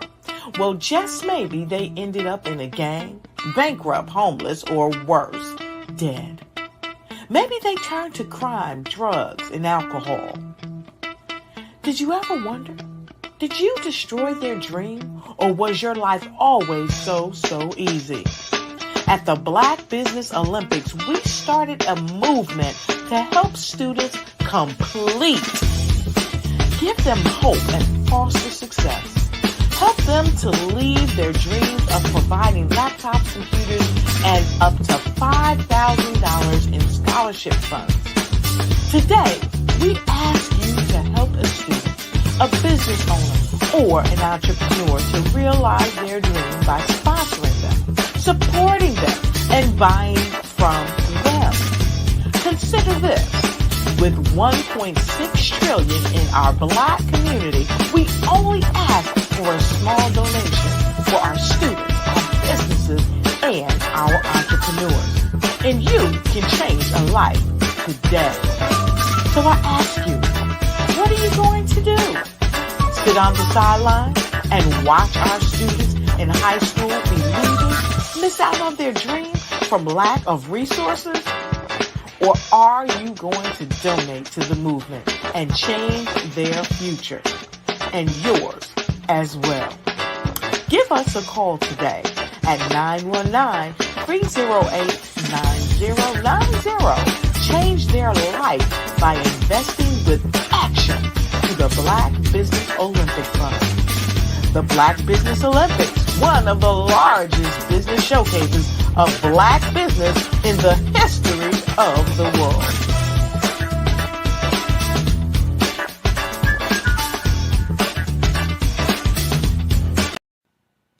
Hello, my name is Kiasi Helm and I'm 14 years old. I think my genius would probably have to be setting goals and achieving them. I say this because ever since I was young, I always wanted to be an author, and at age 11, I ended up achieving this. But not only did I end up becoming an author, I ended up becoming a public speaker, a publisher, a business owner, all these great things. The name of my business is Written by Kids Publishing Company. I decided to start this company because I thought it was important for me to help kids my age express themselves through literacy and just achieve their own goals. Because to me, achieving goals is the best thing in the world to feel. It's you just achieving things and aspirations that you set for yourself. And I know that everybody is capable of this because even if you don't end up achieving the goal, you still tried your best, and that's the most important thing. And everybody is capable of this because genius is common. Thank you. Over the past few years, we've seen the growth of existing and new initiatives focused on financial inclusion, building global networks, and reducing the wealth gap in response to the idea there's not enough seats at the table. Whether their outcomes are to increase the representation of Black executives on corporate boards, ensure an inclusive global economy, or to create new U.S. African commercial pathways, the strategies are often carried out by separate programs. The question is, should they be? With the continent of Africa being home to more than half of the world's fastest growing economies, the youngest workforce, Over 400 companies generating more than $1 billion annually, 700 generating more than $500 million annually that are poised for growth, and being the destination of nearly $5 billion in venture capital in 2021. Diversifying U.S. and Africa commercial engagement by building bridges between African businesses and their U.S. diaspora should begin being seen as mutually beneficial. From helping to reduce Africa's enormous capital gap to catalyzing two-way trade opportunities, the COVID-19 global pandemic hopefully has taught us that global challenges and opportunities are more interconnected than we thought. During the pandemic, African companies like Unicorn Flutterwave, insurance provider Reliance Health, ride-hailing app Yasir, and 54Gene, the continent's first bank of DNA on people of African descent, proved that when African companies have access to networks, capital, and information, they grow big, grow fast, and create solutions that are valuable to the world. This is why Be Direct was created. We are the first U.S.-based but African-centric board preparedness and board search company designed to connect U.S. Black talent and corporations to African businesses.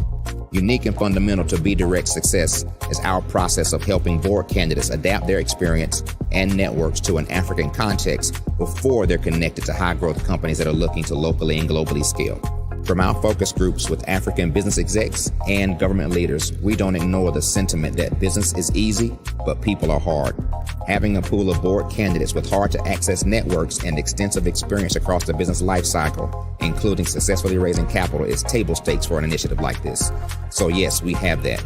But corporate or entrepreneurial success in the U.S. does not guarantee success in Africa. Developed alongside industry partners on the continent, our training program, Be Direct Prep, is designed to transpose their experience to create cultural comfort, understanding, and a commitment to helping businesses in Africa scale. Our board governance sessions are African continental and country specific, integrated with cultural awareness and dexterity training, masterclasses led by African industry execs, and mentoring and coaching from African continental-based facilitators. But even more unique to Be Direct Prep, we cap off our training program with an immersion trip to help candidates that have not been to Africa before see and feel Africa's complexity and opportunity from African soil. We all know traditional network-based board placement has historically left a lot of us out of ever really being in the paid board pipeline.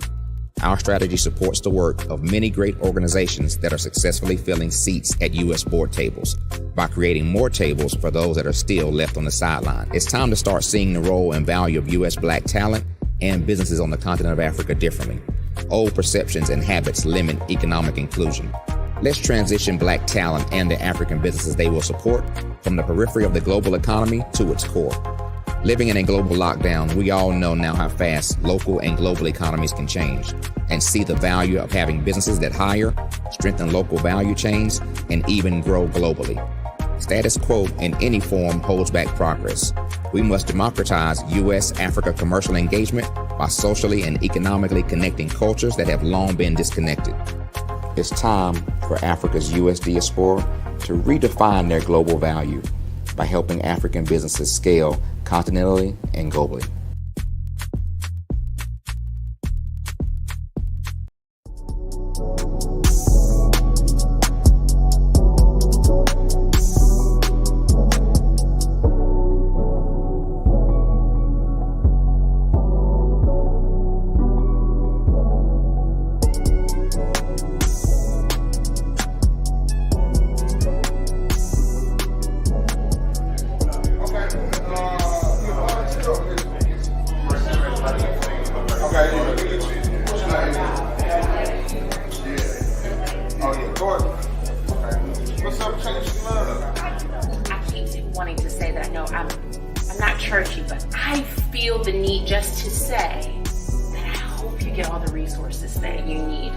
Because they need us. Our communities need us more than we can ever imagine. And I would hate for that to be a barrier for anybody in here not to be. On May 14, 2022, a combination of 40 plus leaders, community stakeholders, volunteers, mentors, and champions convened for a pilot of a unique and special conference.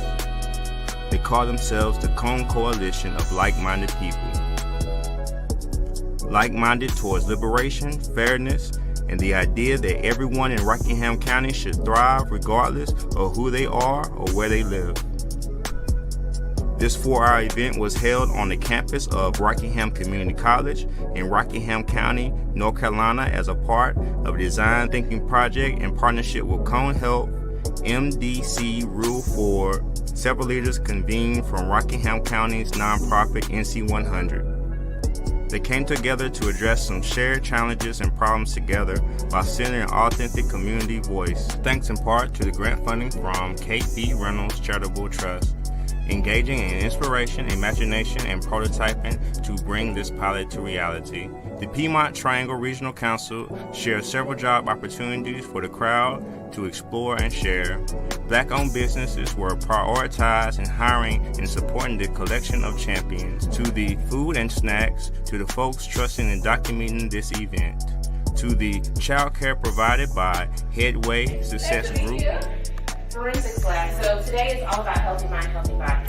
And so we have the forensics lab set up, and so we'll have our display of our volunteers. So what they'll get a chance to label.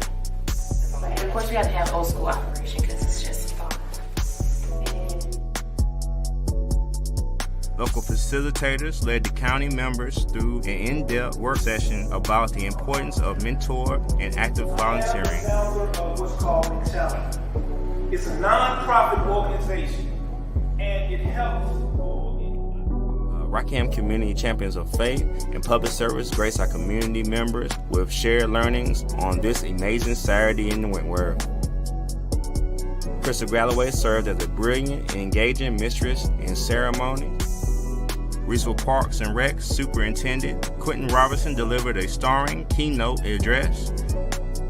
And Tango Moore of the Reesville Area Foundation was honored, along with a side of honorees on our first Portia M. Paris Cone Coalition Champion Award winner, given in honor of her memory and legacy as a tireless advocate and torchbearer for the marginalized or underserved.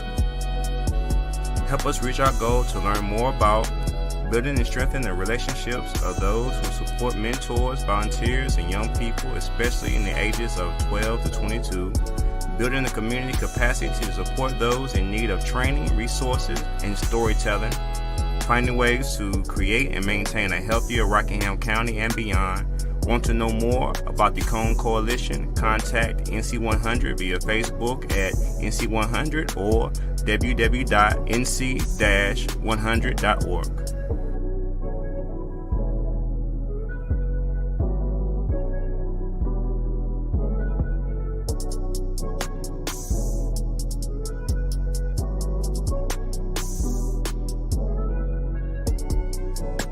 Hello, I am Dr. Eric Kelly III, the visionary strategist and founder of the Black Business Olympics. I invite you to showcase your Black-owned businesses on the Black Business Network global stage. The Black Business Olympics is a global Black Business Network platform that propels Black-owned businesses into the international spotlight.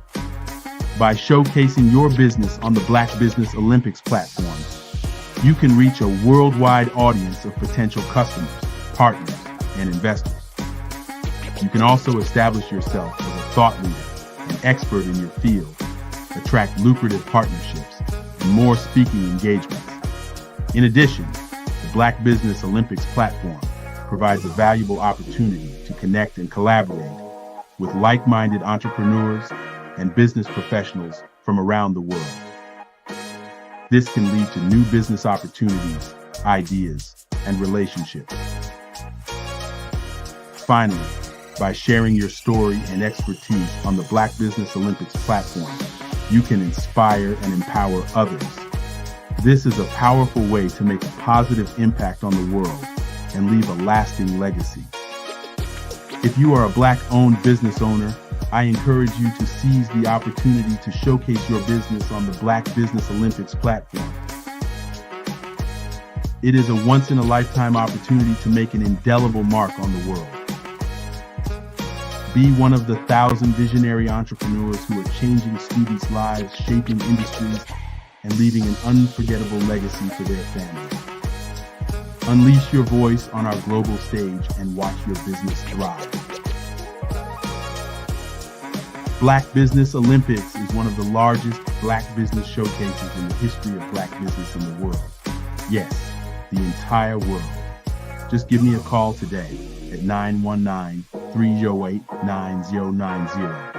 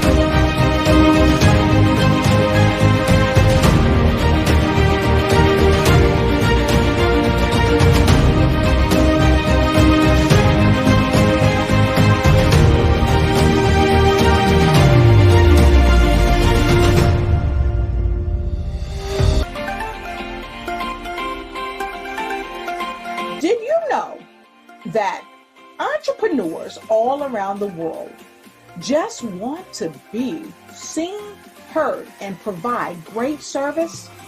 Well, I know that there is an expo that's going on to help entrepreneurs all around the world do just that and much more. Hi, I'm Dr. Lotus Roche. I'm the CEO of Lotus Roche Life Coaching and Consulting, along with being the show host of the Lotus Roche Ignite Show, news you can use and bring who you are. And today I'm bringing to you some amazing information about the Black Business Expo USA, hosted by none other than the remarkable Dr. Eric Kelly. And I welcome you to jump on board this wonderful train that is helping unite businesses all across the planet during the Black Business Expo USA. Here's a word from the CEO of the Black Business Expo, none other than Dr. Eric Kelly. Hi, I'm Dr. Eric Kelly III, and I'd like to invite you to the Black Business Olympics. The Black Business Olympics is one of the largest business showcases in the history of Black America in the world. It gives your company an opportunity to showcase, to market, to advertise your products and services worldwide. And for those who would like to speak or be a vendor, corporation or company, I implore you to give us a call at 919-308-9090 or go to our website, www.blackbusinessexpousa.com. My genius is understanding your vision and utilizing your vision to help you earn a profit. The Black Business Expo is changing my life. This year, they are giving away laptops and even $5,000 in cash to students just like me. I'm Alexis, and I want to go to college to fulfill my dream of becoming an entrepreneur. Help the Black Business Expo going to www.blackbusinessexpousa.com and also becoming a vendor, a sponsor, or donating. I am Black business. From the moment I wake until the time I sleep, I am Black business. I am Black business. Are you Black business? I am Black business. Do you support Black businesses? I support Black business because I am Black business. Black Business Expo, one of the largest business showcases in the history of Black business in the world. Sign up today at www.blackbusinessexpousa.com or call 919-308-9090. I am Black business. I am Black business. From the moment I wake until the time I sleep, I am Black business. I am Black business. Are you Black business? I am Black business. Do you support Black businesses? I support Black business because I am Black business. Black Business Expo, one of the largest business showcases in the history of Black business in the world. Sign up today at www.blackbusinessexpousa.com or call 919-308-9090. I am Black business. I am Black business. From the moment I wake until the time I sleep, I am Black business. I am Black business. Are you Black business? I am Black business. Do you support Black businesses? I support Black business because I am Black business. Black Business Expo, one of the largest business showcases in the history of Black business in the world. Sign up today at www.blackbusinessexpousa.com or call 919-308-9090. I am Black business. I am Black business. From the moment I wake until the time I sleep, I am Black business. I am Black business. Are you Black business? I am business. Do you support Black businesses? I support Black business because I am Black business. Black Business Expo, one of the largest business showcases in the history of Black business in the world. Sign up today at www.blackbusinessexpousa.com or call 919-308-9090. I am Black business. I am Black business. From the moment I wake until the time I sleep, I am Black business. I am Black business. Are you Black business? I am Black business. Do you support Black businesses? I support Black business because I am Black business. Black Business Expo, one of the largest business showcases in the history of Black business in the world. Sign up today at www.blackbusinessexpousa.com or call 919-308-9090. I am Black business. I am Black business. From the moment I wake until the time I sleep, I am Black business. I am Black business. Are you Black business? I am Black business. Do you support Black businesses? I support Black business because I am Black business. Black Business Expo, one of the largest business showcases in the history of Black business in the world. Sign up today at www.blackbusinessexpousa.com or call 919-308-9090. I am Black business. I am Black business. From the moment I wake until the time I sleep, I am Black business. I am Black business. Are you Black business? I am Black business. Prepare for what's coming and dominate in economic winter. Stand strong and thrive by showcasing your great products and services globally through the Black Business Network and Black Business Olympics. The Black Business Network has showcased over 2,000 companies with over $7 billion in sales each year. Over 10 million attendees have viewed the rebroadcast each month. Through the Black Business Olympics, unique styles of business training and mentoring are turning students into business owners and entrepreneurial warriors who will dominate in any economy. Gain the ultimate advantage of the Black Business Olympics, 7 days of unbelievable topics and speakers speaking around the globe. Donate your time and experience to provide expertise and scholarships to students worldwide and change the world. Now, more than ever, new insights, tools, strategies, and capabilities are needed. This is your chance for a major presentation to the world. Fill out the form and join the more than 2,000 speakers who have presented to over 200 countries. Join the Black Business Network streaming live into the Metaverse, STEM City, Black Multiverse Enterprises, Hulu, Amazon, YouTube, iHeartRadio, Apple, Facebook, LinkedIn, Pod TV, IBM TV, Spotify, and Google Podcasts. Sign up today. Spaces are limited, and we will see you there.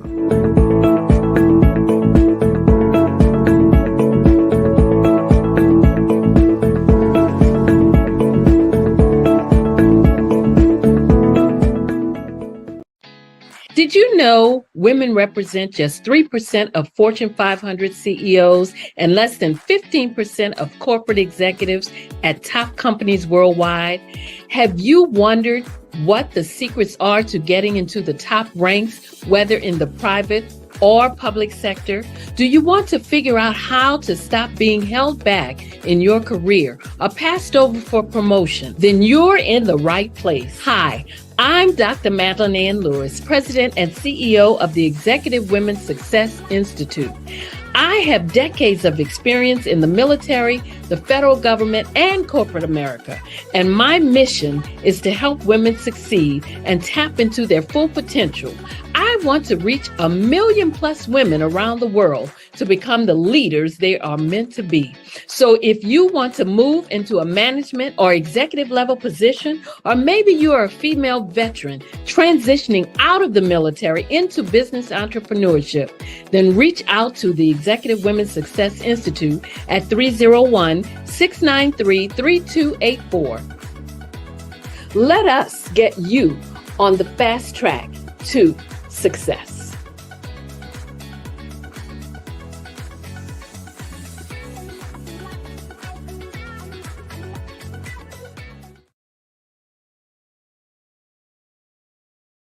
I'm Ramon Ray, founder of Smart Hustle Magazine and smallbiztechnology.com.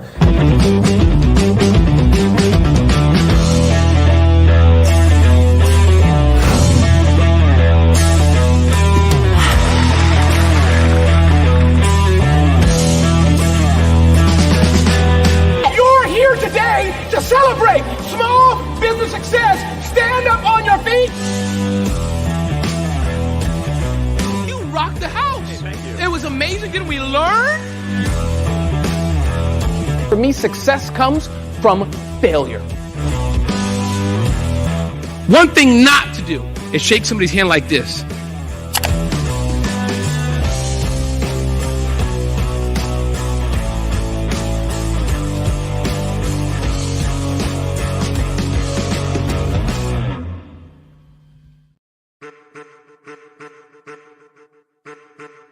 I am a child of the Most High God. He has gifted me in ways that I could not even imagine and didn't know.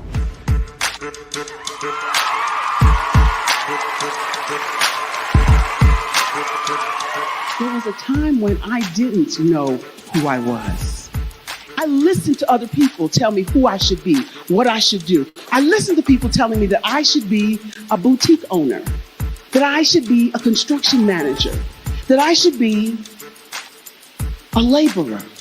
Have you ever felt like you should do something else, be something else, go somewhere else, be wherever you wanted to be, and you felt like you were in a box? Anybody in the room?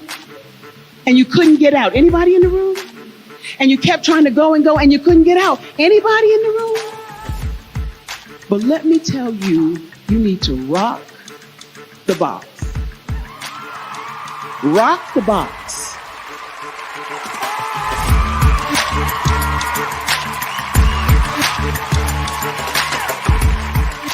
am engaging, inspiring, and empowering.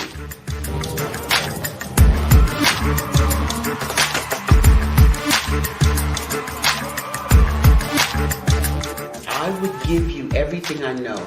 Just by touching you, if I could, by osmosis, give you every single thing I've learned, I've gone through, I know I would. We know that's not possible, but as it is possible, I love to share information with people. Some of you out there, people have told you that you can't be, you can't have, you can't do. But I will tell you, like Kinston said, you can, you must, and you will. If it's to be, it's going to be me. You got to say it. If it's to be, it's going to be. If it's to be, it's going to be. If it's to be, it's going to be.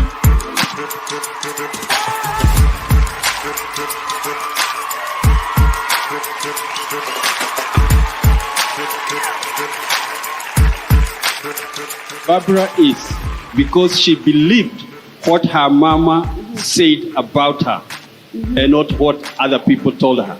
Every day you wake up, when you're in a situation, it's your choice whether it's an advantage or the disadvantage. She gained her confidence and her life, and now she is a testimony. If I can help you elevate yourself, then I feel like I'm elevating my own self as well.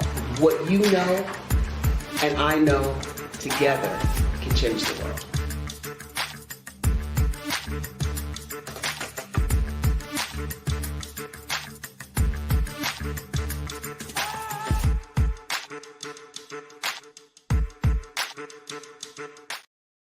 Producers, directors, I met designers, and then everybody says, oh, this is my 6th year, and oh, this is my 4th year.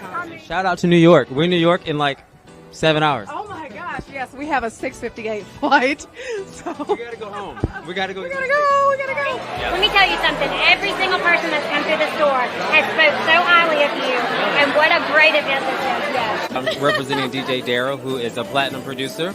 He did the hit track for Tupac Shakur, Keep Your Head Up, Snoop Dogg, Keisha Cole.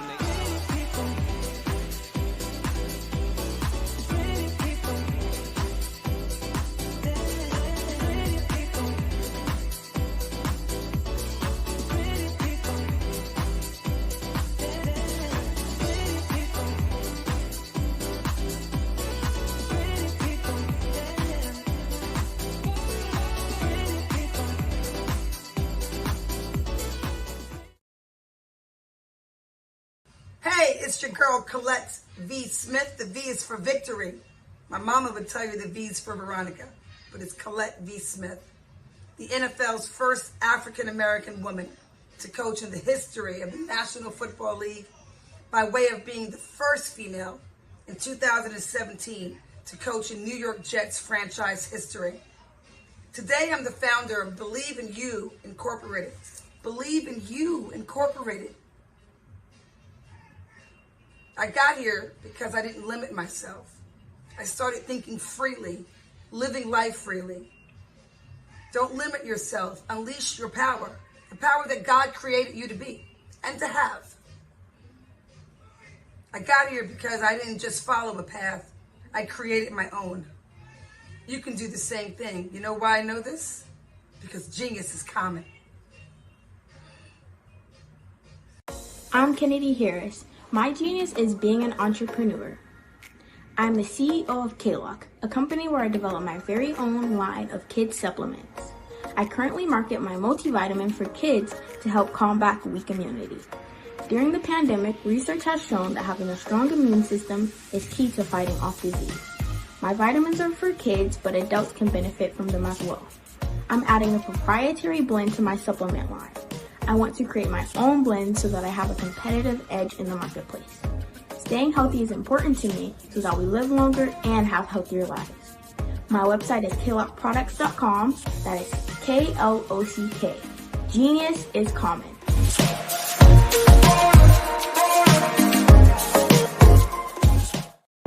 The Black Business Network and Black Business Olympics are essential platforms for Black business owners globally. They provide the tools and support you need to succeed in today's competitive marketplace. Join us today as we collaborate together with businesses from around the world to support our children, students, and young future entrepreneurs, Black businesses and corporations. We raise funds for students going to college and young entrepreneurs who are aspiring to be business owners, and we invite you to be a contributor today. Visit the website www.blackbusinessexpousa.com to connect with and learn more about how the Black Business Network and Black Business Olympics can help you not only share your amazing business story to businesses, but also serve future generations. Hello, my name is David Jones, CEO and co-founder of the Hello LLC, where we help businesses build a culture, brand and experience, and leverage technology to pivot into Web3. Join the Black Business Network streaming live into Roku, Metaverse, STEM City, Black Multiverse Enterprises, Hulu, YouTube, iHeartRadio, Apple, Facebook, LinkedIn, Spotify, Twitch, and Google Podcasts. Tune in, turn on, and let's thrive.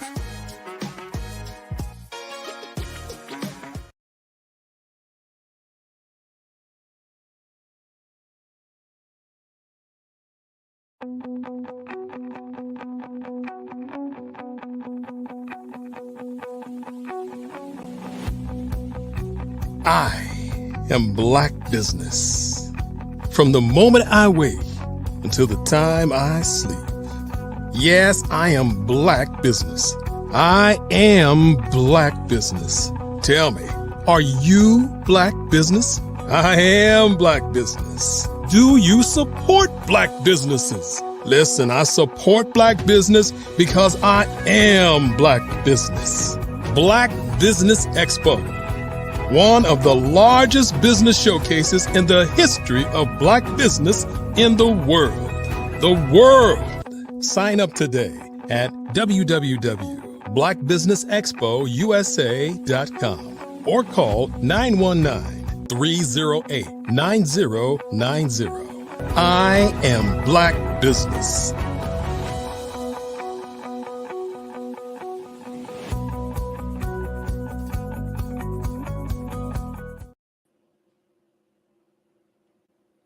Good afternoon, business owners, entrepreneurs, thought leaders, and corporations. Welcome to the Black Business Network. My name is Dr. Tabitha Russell. I am your business moderator for this afternoon on the Black Business Network. The Black Business Network is a 24-hour business network showcasing Black businesses, business owners, entrepreneurs, and thought leaders worldwide. We have speakers from North Carolina, London, Singapore, Africa, Japan, and cities all over the United States. The Black Business Network is a global community sharing its business knowledge to empower, inspire, and educate businesses about business. Our speaker on today is Coach Kim Williams. She is an international leadership strategist and thought leader coach. As a coach, she develops you and your staff so that you can enhance your retention rate. A lifelong student of the Kingdom of God's principle of business, that has coined her as an organization's heaven. She uses emotional intelligence and mission mapping to curate results that grossly increase your earnings. Her life passion is providentially analyzing and organizing your mission statement and processes to equip your company with the tools that keep you at the front of the line in your niche. I present to you Coach Kim Williams. It's so good to be here. How are you today? I am fantastic. Thank you so much for being here on today. Just know that genius is common, and I'll see you on the other side. And thank you, Dr. Tabitha Russell, for such an amazing introduction. As you heard, I am the phenomenal Coach Kimberly Williams. I help corporations. I use the gifting that I have, the skill sets that I have in order to push this business into a thriving motion. So I don't know about you, but I want to just tell you about Emotional intelligence, how it incorporates itself in your everyday lives on your Black-owned business, and how the more you have it, the greater capacity that you have to communicate effectively, not only with yourself, but also with your team, and to have intergenerational conflict resolution that lifts up the way that you are seen in business and the way that you show up every day in all aspects of your life. So I am very excited to be here with you today. I have a program that I call The Long Game. I call it the long game because it gives you the ability to transcend all of life's journeys. And we use emotional intelligence doing it. A lot of times people may perceive that they have emotional intelligence because they believe that they manage their emotions well. Generally speaking, people's management of their emotions is a mismanagement of their purpose. And I'll say that again. People's management of their emotions are oftentimes a mismanagement of their purpose. We use our emotions as a buffer to the way that we translate information and the way that we bring information from our spaces of experience and expertise. When we choose to stuff that emotion down, shield that people from seeing that emotion for what it is, or we ignore that emotion, we are limiting the way that we show up. And I know you're probably thinking, how does this help my business? How does this assist me and what I do as a business owner and or my corporation thrive? Well, it's a known fact that about 95% of emotionally intelligent employees they outperform those that lack emotional intelligence by 75%. They stay on their jobs longer and they scale higher when it comes to their ability to grow and develop within your company. So, needless to say, an emotionally intelligent employee is a value to any business, and an emotionally intelligent owner is just as valuable to the growth and the trajectory of that corporation. And I know, again, I always say this, but nobody goes into business to remain the same for the next 10 years.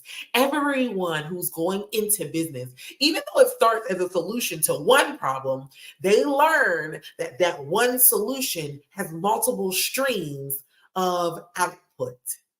And the way that you affect this very world that we live in can expand if only you take the liberty to expand it.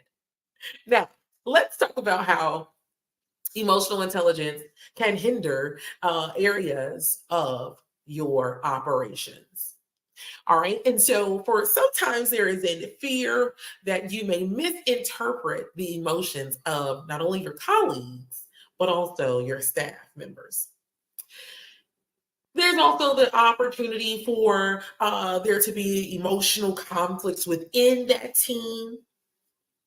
People may feel like they have a fear of being judged based on their vulnerabilities.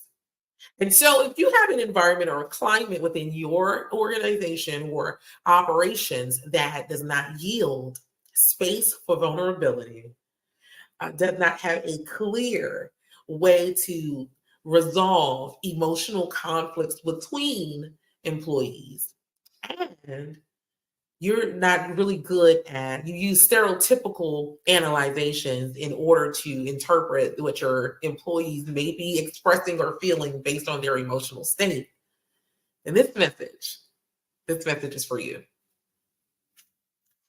It is a common theme that goes around nowadays with our younger generation coming into themselves, where they've been able to see and realize that a woman of color who is dealing with anxiety and dealing with depression, when she doesn't know how to express it, she's seen as an angry Black woman. And in the same vein, the Black man who is emotionally charged and rightly deciphering a situation or a conflict is seen as an angry, raging Black man when they aren't able to express their emotions without fear of judgment. And so when we are in our corporations and we are owning these businesses, we want to have a diverse conflict resolving space and a diverse climate that results in an escalation or a development of our employees and the way that we grow together. That's where that word retention comes in. I have found that a lot of corporations spend thousands and thousands and on thousands of dollars to retain customers. But when it comes to their employees, they see them as interchangeable. And yes, you may be able to get a person to do a tangible job, but are you able to replace that employee that shows up smiling every day, that's willing and ready to do way more than you pay them to do just because it's a part of their greatness and the things that they're able to do? Are you willing to lose the one that brings a light and or joy to your business, all because you haven't made a space to understand their emotional needs? So let's talk about it. First, we all mentioned the Black woman and her anxiety or her depression being seen as anger. Usually, when a woman of color is depressed or going through anxiety, we normally feel as though we are failing at our life's mission. We are not able to accomplish the goals that we've set for ourselves in the way that we know we are capable of doing, even if that capability is when we are at our best. We overlook all of the signs that tells us that we are going through a character development moment and that it is causing internal conflict. And if we so choose to deal with our internal conflict properly, then our expressions won't come across as angry. And I'd say this is not necessarily the fault of the Black woman, or it is not, but it's the responsibility of hers to gain an emotionally intelligent approach to her emotional needs and her emotional triggers. Be able to perceive them so that when she shows up, whether she is dealing with an anxious moment or a moment that has her in despair, she is still her best self. So how do we do this, Coach Kim? What does this look like? And what does this have to do with the long game? How do we do this? And what does this look like? Is the first thing that I want to address. So what this looks like to you and to me is a conversation with yourself, an honest and an earnest conversation, one that says, I am feeling differently than I normally feel. And so what I normally do, this is just myself, and I'll recommend it to you, but if it was my problem, I would lay quietly, sit quietly to myself, and I would address myself from my head to my toes. How are my toes feeling? Are they constrained? Are my legs, do they feel constrained? Are they tightened? Because if my muscles are tightened, then that means I am in a heightened state. I am in a survival state. So how did I sleep last night?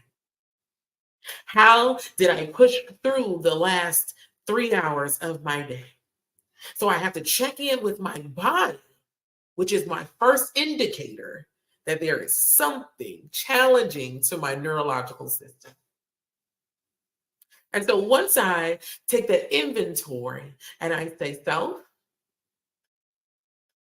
are we intense, feeling intense today? Are we feeling tight today? Is there any area where are my shoulders relaxed? Or am I carrying weight that is bearing down on my back muscles? What's really going on? And so once I realize that, what I am feeling physically, then I can say, oh, is there anything physical that I can do that will assist and support me with these specific feelings? What do I mean by that? Let's say, for instance, my feet are tight. Do I have on socks, or have I worn something that is compressing my feet for an extended period of time? And I know that may sound very juvenile or maybe sound very off the wall. However, I want to tell you a quick story. I had this phenomenal day, and I was sharing time at the park with my family. We were having a birthday party for one of my younger family members, and everyone was there having an amazing, amazing time. The sun was shining bright. Everything that you can imagine that could go greatly could win greatly. The balloons were there. The cake was there. The family was laughing. The DJ was playing music, and you could smell the grill burning, the hot dogs just right. And all of a sudden, I began to feel very uncomfortable. And I didn't understand why I was uncomfortable, but I realized that I just was feeling very tense in my body. And then all of a sudden, I became very lightheaded, to the point that someone else had to drive me home. I didn't live that far from the park. And so they drove me home, and I'm sitting down now at my dining room table, and I'm trying to figure out why I'm feeling lightheaded. There's food there, there are people there, there's music there. So I'm thinking I'm attributing it to the loudness of the music. I'm attributing it to maybe a hay fever or a sinus issue while I'm outside. I was attributing it to all of these outside factors, except I hadn't taken inventory of myself. So once we did a survey of me, and it's like, okay, well, let me just relax since I'm at home. Let me just relax. I looked down to untie my shoe, and come to find out, guys, I was cutting off the blood circulation to my feet with the tightness of how I tie my shoe.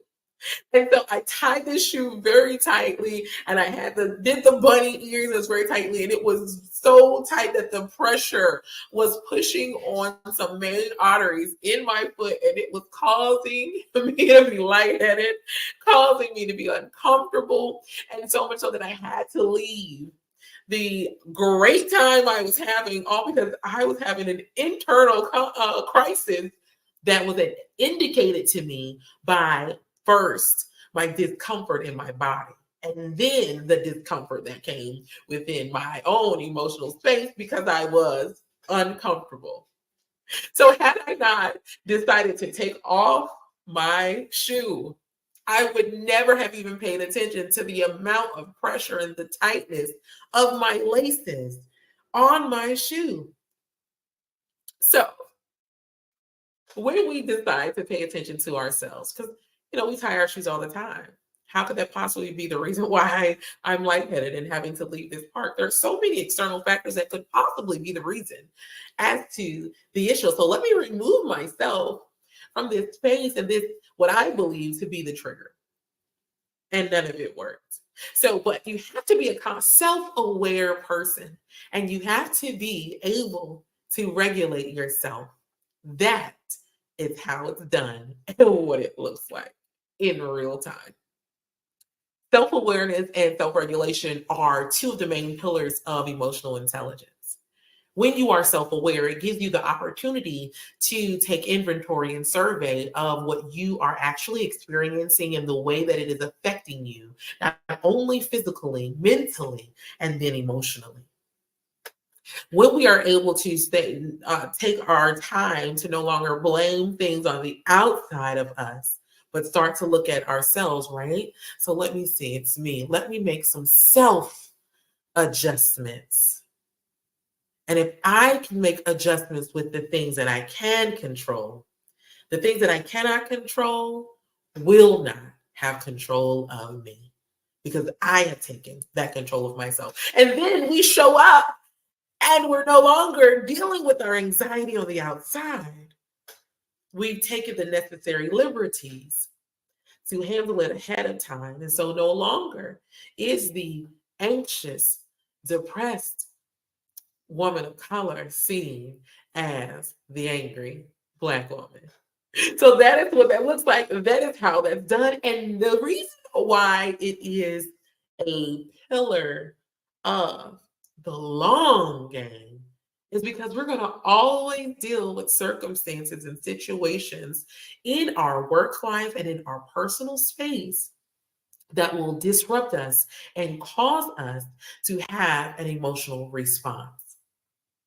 And if even our emotions are being misinterpreted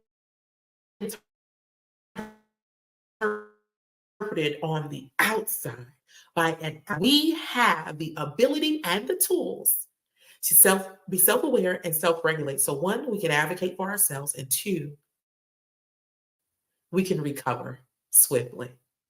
So when we are dealing with corporate settings and we are dealing with external crises that take place in everybody's life, we all have a moment that we have to recover from. It is inevitable in everyone's life. How often it happens and when it happens is completely out of our control. However, the way that we handle it, now that's where you become the leader. That is where you shine as a personal leader in championing conflict resolution within yourself. And this is the thing. Like I said, I'm usually dealing with corporations and corporate staff who don't even realize that they are not operating emotionally intelligently because they feel like, oh, I can manage my emotions. But again, that means they push their emotions down and they go outside and they're having a cigarette, or they push their emotions to the side and they hyper focus on whatever their task is for the day. And they go home and they're completely empty because they have not done the work that was necessary for themselves. They've only done the work that they needed to do to receive a paycheck. And I don't know about you, but I think it was Steve Jobs who said he wished he would have realized that the things that money cannot buy are the things that he would want the most when he has nothing but money. He was a billionaire when he left this earth, and he could not fix himself at the end of it all. Because when you put all these stressors on your body and you deal with these anxieties and situations in a way that you're compounding stressors, it breaks down your systems that run you. So then your immune system, your digestive system, your nervous system, all of those systems, biology class, those systems began to take the brunt of what you are experiencing. And so Steve Jobs said, you know what? I probably would have had a fight in this thing if I had realized how important it was to build wealth in my emotional bank and in my mental health and mental well-being bank than just my fiscal bank account. So bear that in mind as we continue to move through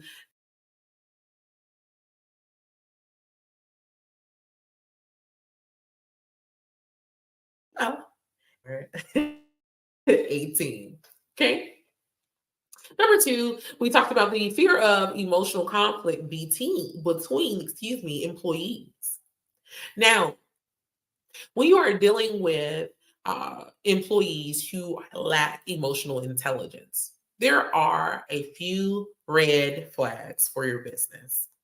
One,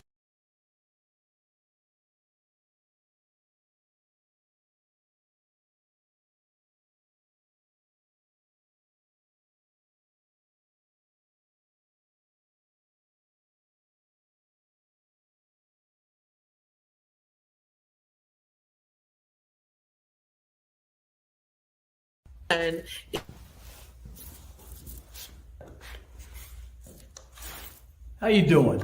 I'm Rodney Allen Rippey. Yeah, the child actor. Well, now, leading man. Some of you might remember back in the day, the Harlem Globetrotters popcorn machine. Remember that? Well, it was a Saturday morning special that would come on, and I was there with Geese and Tex and Meadowlark Lemon. Remember the show? Well, I had a great for the customers that you serve, the clients that you serve, or the way that they deal with you guys interact within your team meetings now. Because person A and person B have this emotional issue that has taken place and it's unresolved now. And when you lack the tools of awareness, regulation, empathy, then it's very difficult to resolve this conflict without, laying down the hammer. Just so we're aware, you don't have to fire everyone who has a conflict within your business. The contrast of opinion is not a contract breaker, or it should not be. A contrast of thinking and perspective should resolve in an understanding and a greater growing perspective of the overall world versus just your micro world. And so I want to take the opportunity just to have this conversation with you about things to look out for when you and your business lack emotional intelligence. So the manipulation of your policies, I have seen on countless occasions the person who has studied the policies and rules and regulations handbook for employees. And so when there is an issue, they teeter-totter on the very line, the cusp of that line that says that they are operating just enough to not cause a light bulb to go off and say that they are an issue, but they will definitely push someone else over that threshold. They know how to lean against the boundary without breaking it. Now, you would say that that person's intelligent. They would be an amazing employee if they were emotionally intelligent. But for now, their personal leadership is based on manipulation. And so when we are dealing with that type of personality and we don't have tools of emotional intelligence in place, especially written within our policies and processes, then we open the door for greater conflict. What would be greater conflict? Greater conflict would be the person always running to HR, sending nice, nasty, passive-aggressive emails or snide comments within a meeting setting. So then they're making it a very uncomfortable environment for the team itself to thrive. Now, why would you be concerned about this as a business? Why would this be something that would trigger your attention to be able to then have these conversations with your leadership development to be able to start to develop this skill called emotional intelligence? Because the more that you have conflict within your business that is unresolved, the more of a revolving door you have.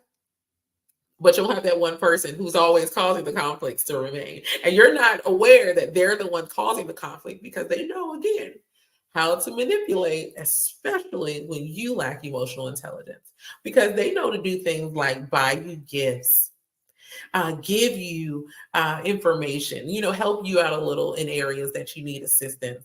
They got to stay on your good side while they are running away all your magnificent, diligent, and capable staff members.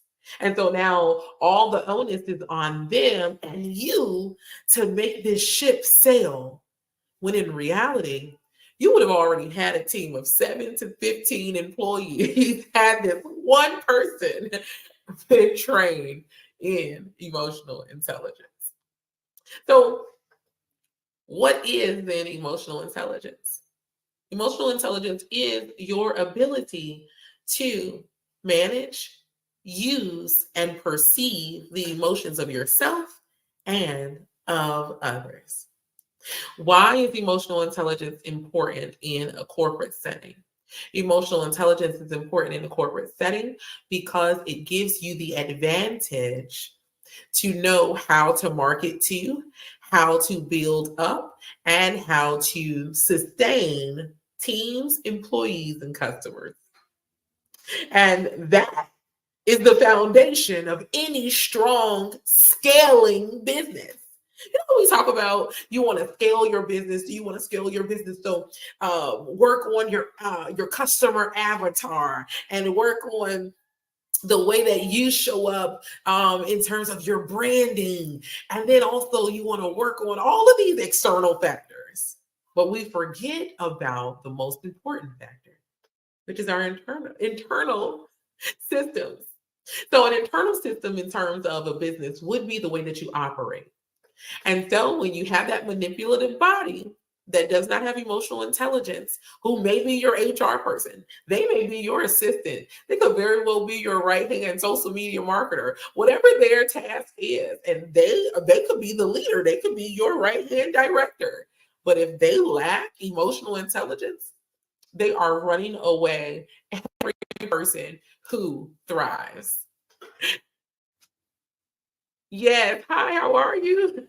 I am super fantastic. Let me just say that this information has been so good. You have really been giving us lots of great information about emotional intelligence. So tell everyone how it is that they can contact you to learn more about emotional intelligence for their corporation. Thank you. So yes, you guys can reach me on my website. It is coachwithkim.org. So simple, coachwithkim.org. You can find me on social media. I'm there at It's Coach Kim as well. So you can find me there. I'm on LinkedIn. All you have to do is look up Kimberly Coach Kim. I'm there as well, but I am officially available starting in January to take on new corporate clients. So if that is you, if you are looking for someone who can innovatively challenge your team and your leadership to grow in their emotional intelligence space, please visit me at coachwithkim.org and look at the packages that I do have available. Awesome. Thank you so much. Just know that genius is common, and I'll see you on the other side. The Black Business Expo mission is to raise funds for high school seniors, college to K-12 entrepreneurs. This expo is a fundraiser for students. You may go to www.blackbusinessexpousa.com to donate to the scholarship fund, or use the Cash App that's on the screen below and say $BBXUSA. Our goal is to give laptops and up to $5,000 to 10 students. Students can register online at www.blackbusinessexpousa.com. Every dollar counts. So we want to remind you to donate to the scholarship fund. We want to thank our Black Business Expo USA sponsors for August 2023, the NC 100, Moody Capital Partners, Suede Soul, Lotus Rich Coaching and Training, Carolina, Virginia Minority Supplier Development Council, Hello LLC, Step Management, 5-Star BDM Media, BHS and Associates, Margie McLean Foundation Incorporated, Genius is Common, Earth Essentials, Mullane Shania Global, Executive Women's Success Institute, The Quality Coaching Company, Superwoman Business Services, Creative Forces Studios, Lee Entertainment, Artist App Design, Black Business Expo USA. Genius is common, and I'll see you on the other side.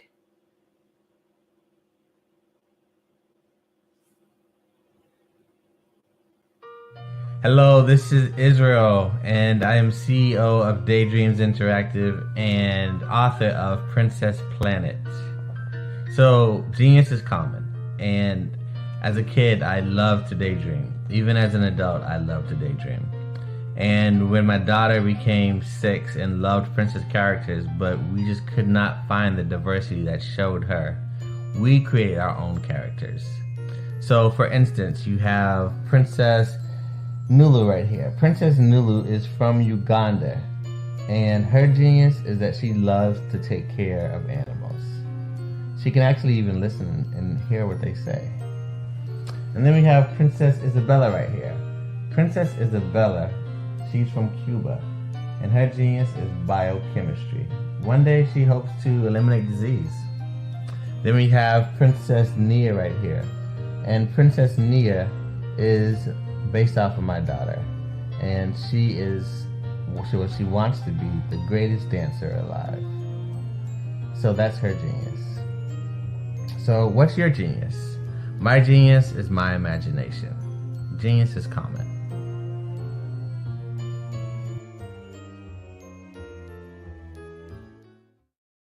I'd like you to imagine with me, if you will, opening an app where you can collaborate with like-minded individuals from around the world, get inspiration and in-app tools to launch and grow your business, as well as share your knowledge and earn compensation, all in one app.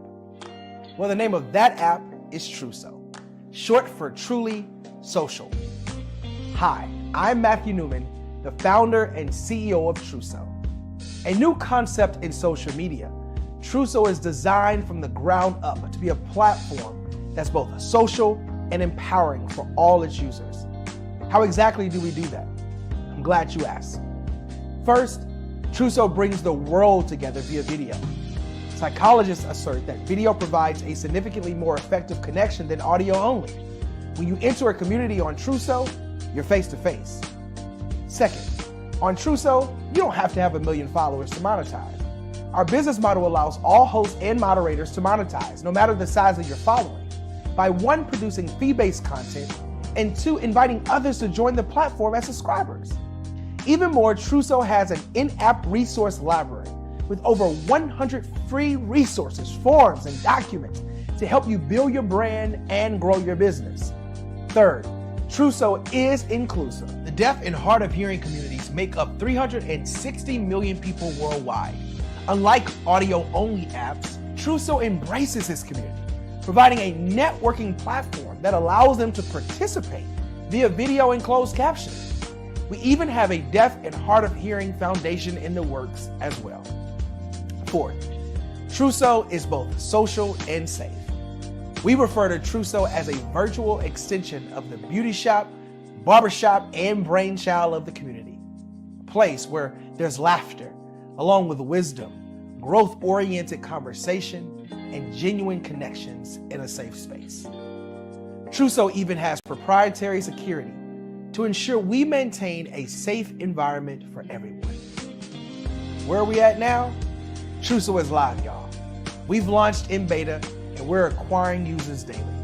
We have an incredible development and marketing team, plus amazing celebrity influencers at the table, helping us spread the word around the globe, beginning within the African diaspora and beyond by creating a safe space for growth, connection, and collaboration. We're truly excited about Truso. We've created something special for which there is a global market. And we invite you to embark on this journey with us as a shareholder. The future for Truso is truly bright. Join us and let's go there together.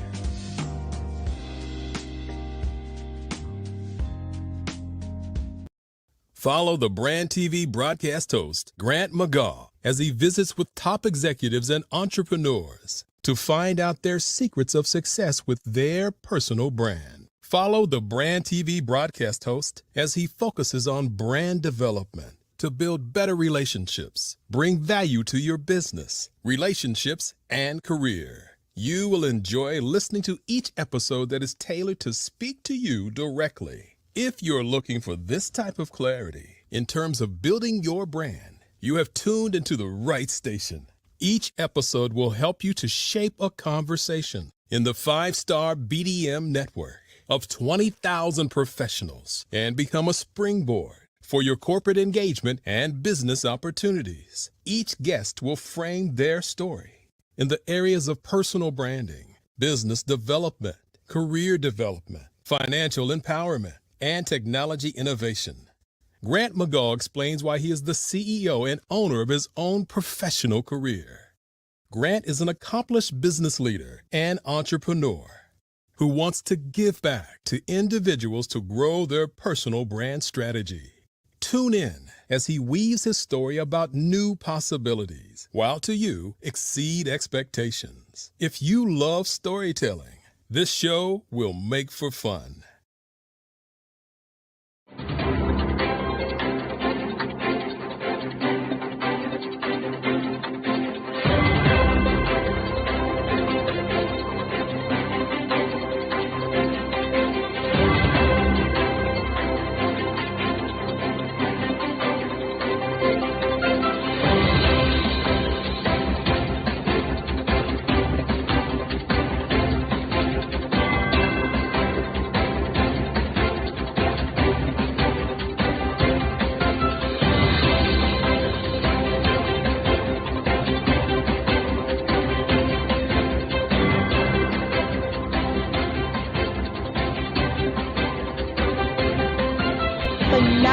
Tanya T. Wise, who is here from the great state of Maryland.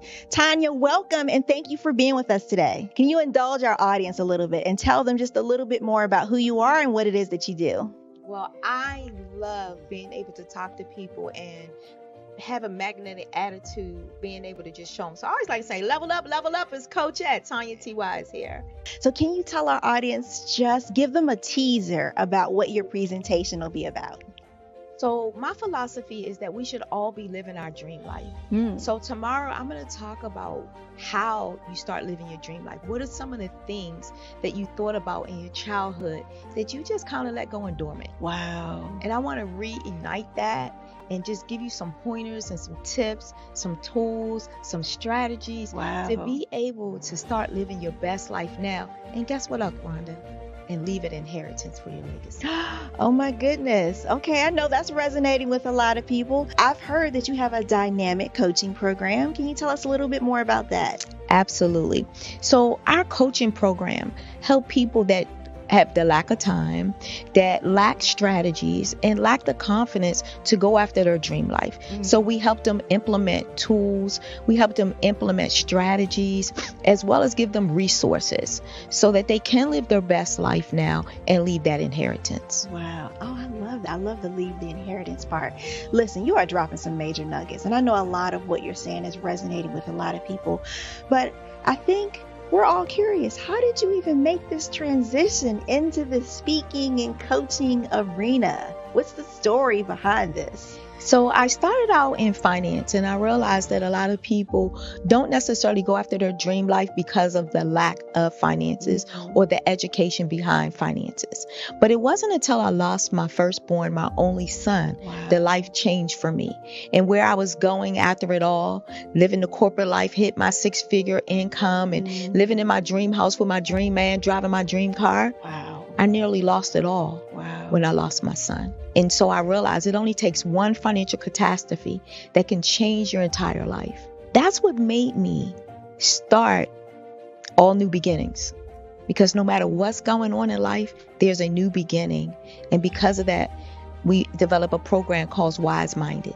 My little slogan is, don't just dream it, let's live it. If they want to connect with you or work with you, what is the best ways for them to be able to do that? Well, for my social media guru, you can connect with me on every single social media platform as Tanya T. Wise. Artist to me is a creative expression of something from nothing. You know, it explodes onto the canvas, or it explodes on in my work. One of the things that I try to do more than anything is I try to just give the lines and the movements and emotions and expressions into to what I do. Art really means to me a chance to express how I feel deep down inside. Most of my art begins as a thought that I might have, you know, whether it's sports, whether it's history, whether it's a woman or a man. It pretty much starts as an idea of thought before I get into the actual image of what I'm going to draw. I do a lot of historical pieces. I was a history minor in college, and I love to do history pieces. And a lot of times I'm thinking about history, and then I try to make that history impact you as you look at it. That's one of the reasons I do pictures so large. People ask me, why do I do the pictures so big? And I tell them, I want the piece to impact them as they're looking at it, to kind of dominate them, dominate their space.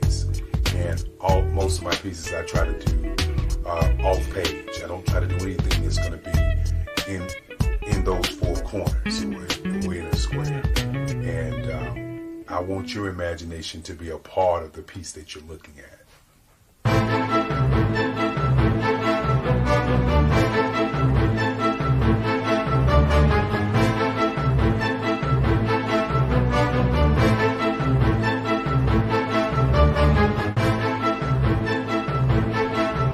The way I feel when I'm drawing, when I'm creating something, is I feel free.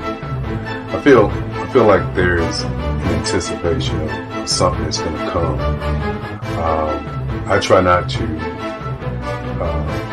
draw first. I try to draw second. And what I mean by that is I try to allow myself to kind of get into the piece and just relax. Sometimes I miss time. I'll draw 2-3 hours, sometimes 4 hours. And while I'm drawing, it's just a free. I just feel free. I mean, I feel like time stands still.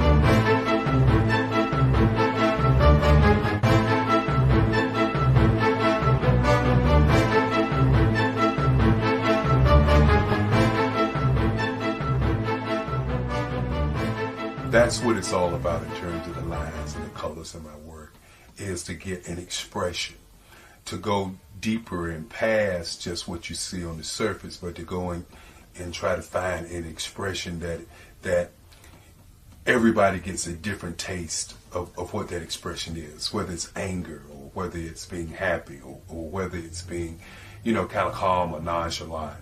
That expression that people take away from the piece is the most important part of what I do as an artist. Bold is the size of my pieces, where I try to do the piece larger than life, to kind of push forward toward you. That's what the boldness is all about. It's not so much about the lines, it's about the size.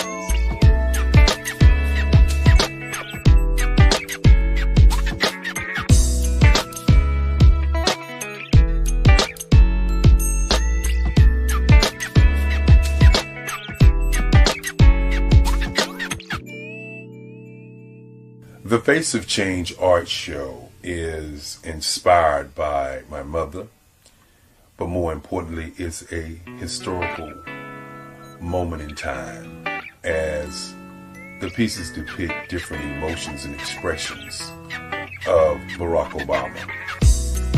The 44th president is indicative of the 44 pieces of art that I have done in this particular collection. When you begin to think about expressions and portraits, there's This is a portrait gallery of expressions of what transpired as Barack Obama ran for office. Some of the pictures are abstract and some are expressionistic. And I combined both of those forms of art to create this collection of art pieces.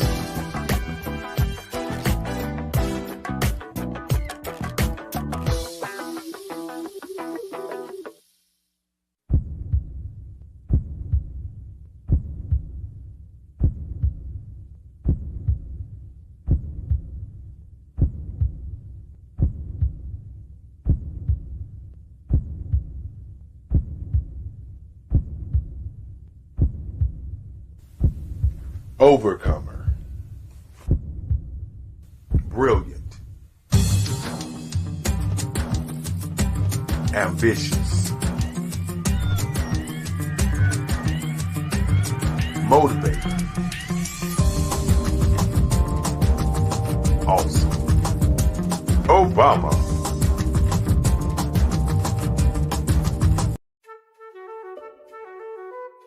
This is Dr. Arnold T. Petsworth. He's the owner of Petsworth Vet World, a veterinary clinic in Hopton, Connecticut. His patients include dog, cat, frog, fish, Goldie? dog, and this alpaca. Due to doctor-patient confidentiality, we can't tell you their names. Business at Vet World was steady, and then quarantine hit. Neighbors brought new four-legged friends into their homes. Bunnies. Bunnies everywhere. Dr. Petsworth welcomed these new patients with open arms. The only problem? There were more appointments than he could manage. That's when Dr. Petsworth turned to his American Express business card, which offers spending potential that's built for his changing business needs. He decided to hire a new assistant, Julio, and with spending power built for business purchases, he used his card to furnish a new exam room. Together, Dr. Petsworth, Julio, and American Express Business made sure all the pets of Hopton got the love and care they deserve. And everyone was happy. Get the card built for business by American Express.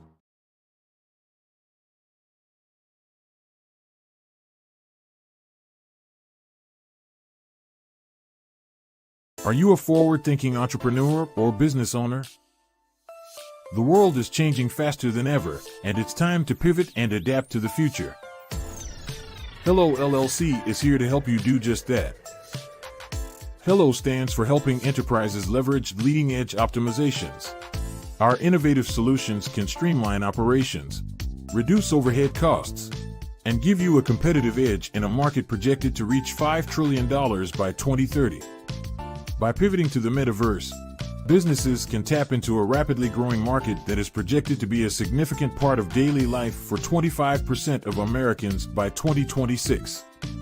As a full digital metaverse agency, the Hello LLC can help you create custom solutions to streamline operations, increase productivity, reduce costs, and drive brand recognition. Why should you pivot to the metaverse with the Hello LLC? By leveraging cutting-edge technology, you can provide immersive experiences for your customers, expand your global reach, and unlock new revenue streams. Contact us today to make the pivot.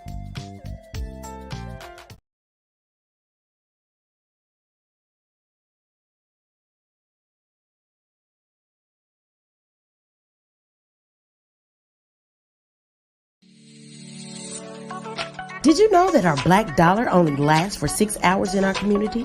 Yet other communities, their dollars last for 19 to 30 days. The Black Wall Street Nation. Black Wall Street Nation. Yes, that's why we created the Black Wall Street Nation. Black Wall Street Nation is a centralized directory available to all black businesses across the world. It was created for businesses like you, the ones that want to start and the ones who have a dream that have already started, such as businesses like Drop in a Bucket Productions, Valito Foods, Sugar Tea Brandy Firm, All the Dazzle, Bun Cakeaholic, Miss Riot, and you. We'll have marketing, seminars, and some funding coming soon just for you.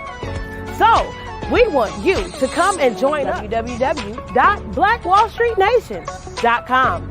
See you there.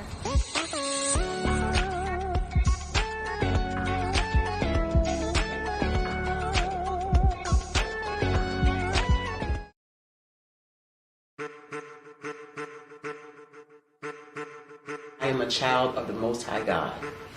He has gifted me in ways that I could not even imagine and didn't know.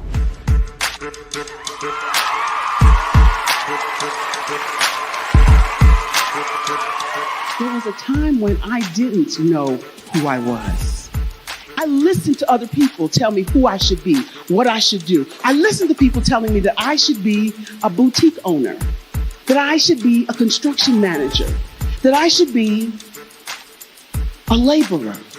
Have you ever felt like you should do something else, be something else, go somewhere else, be wherever you wanted to be, and you felt like you were in a box? Anybody in the room? And you couldn't get out. Anybody in the room? And you kept trying to go and you couldn't get out. Anybody in the room? But let me tell you, you need to rock the box. Rock the box.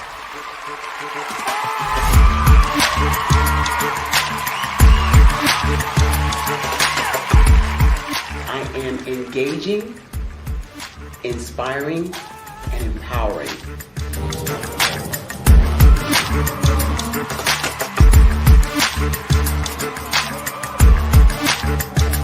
I would give you everything I know.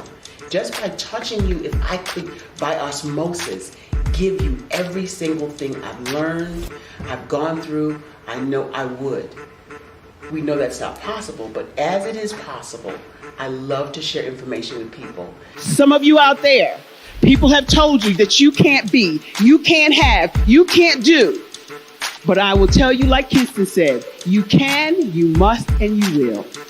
If it's to be, it's going to be me. You got to say it. If it's to be, it's going to be.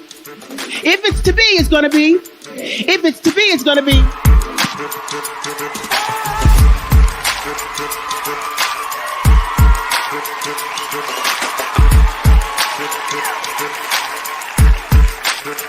Barbara is because she believed what her mama said about her and not what other people told her. Every day you wake up, when you're in a situation, it's your choice whether it's an advantage or the disadvantage. She gained her confidence and her life, and now she is a testimony. If I can help you elevate yourself, then I feel like I'm elevating my own self as well. What you know and I know together can change the world.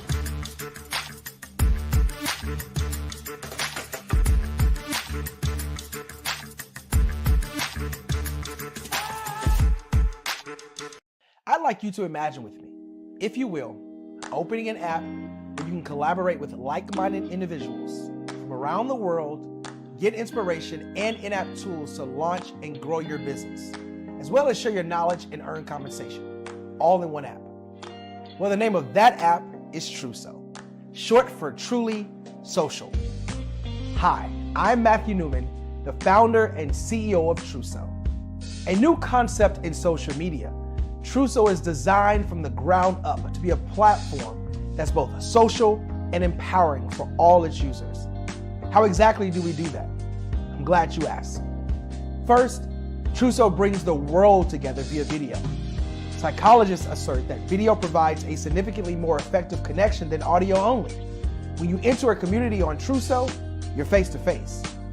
Second, on Truso, you don't have to have 1 million followers to monetize.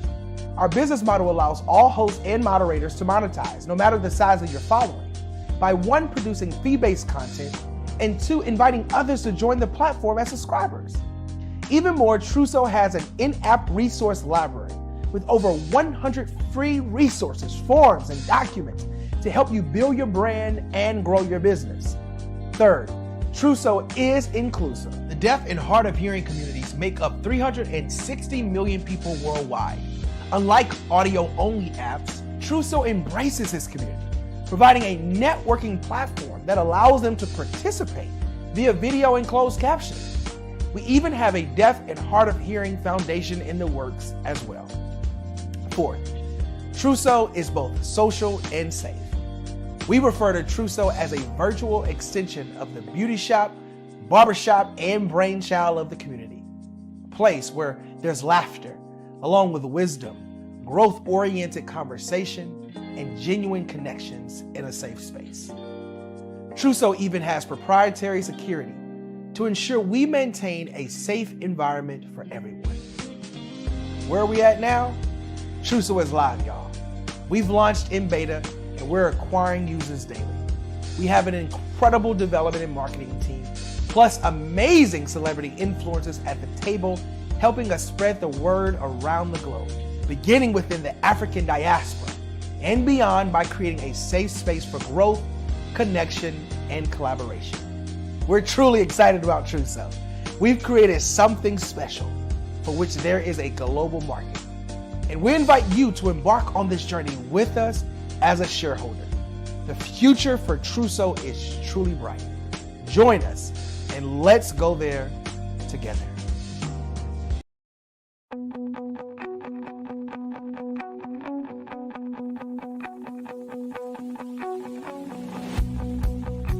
I am Black business. From the moment I wake until the time I sleep. Yes, I am Black business. I am Black business. Tell me, are you Black business? I am Black business. Do you support Black businesses? Listen, I support Black business because I am Black business. Black Business Expo, one of the largest business showcases in the history of Black business in the world. The world! Sign up today at www.blackbusinessexpousa.com or call 919-308-9090. I am Black business.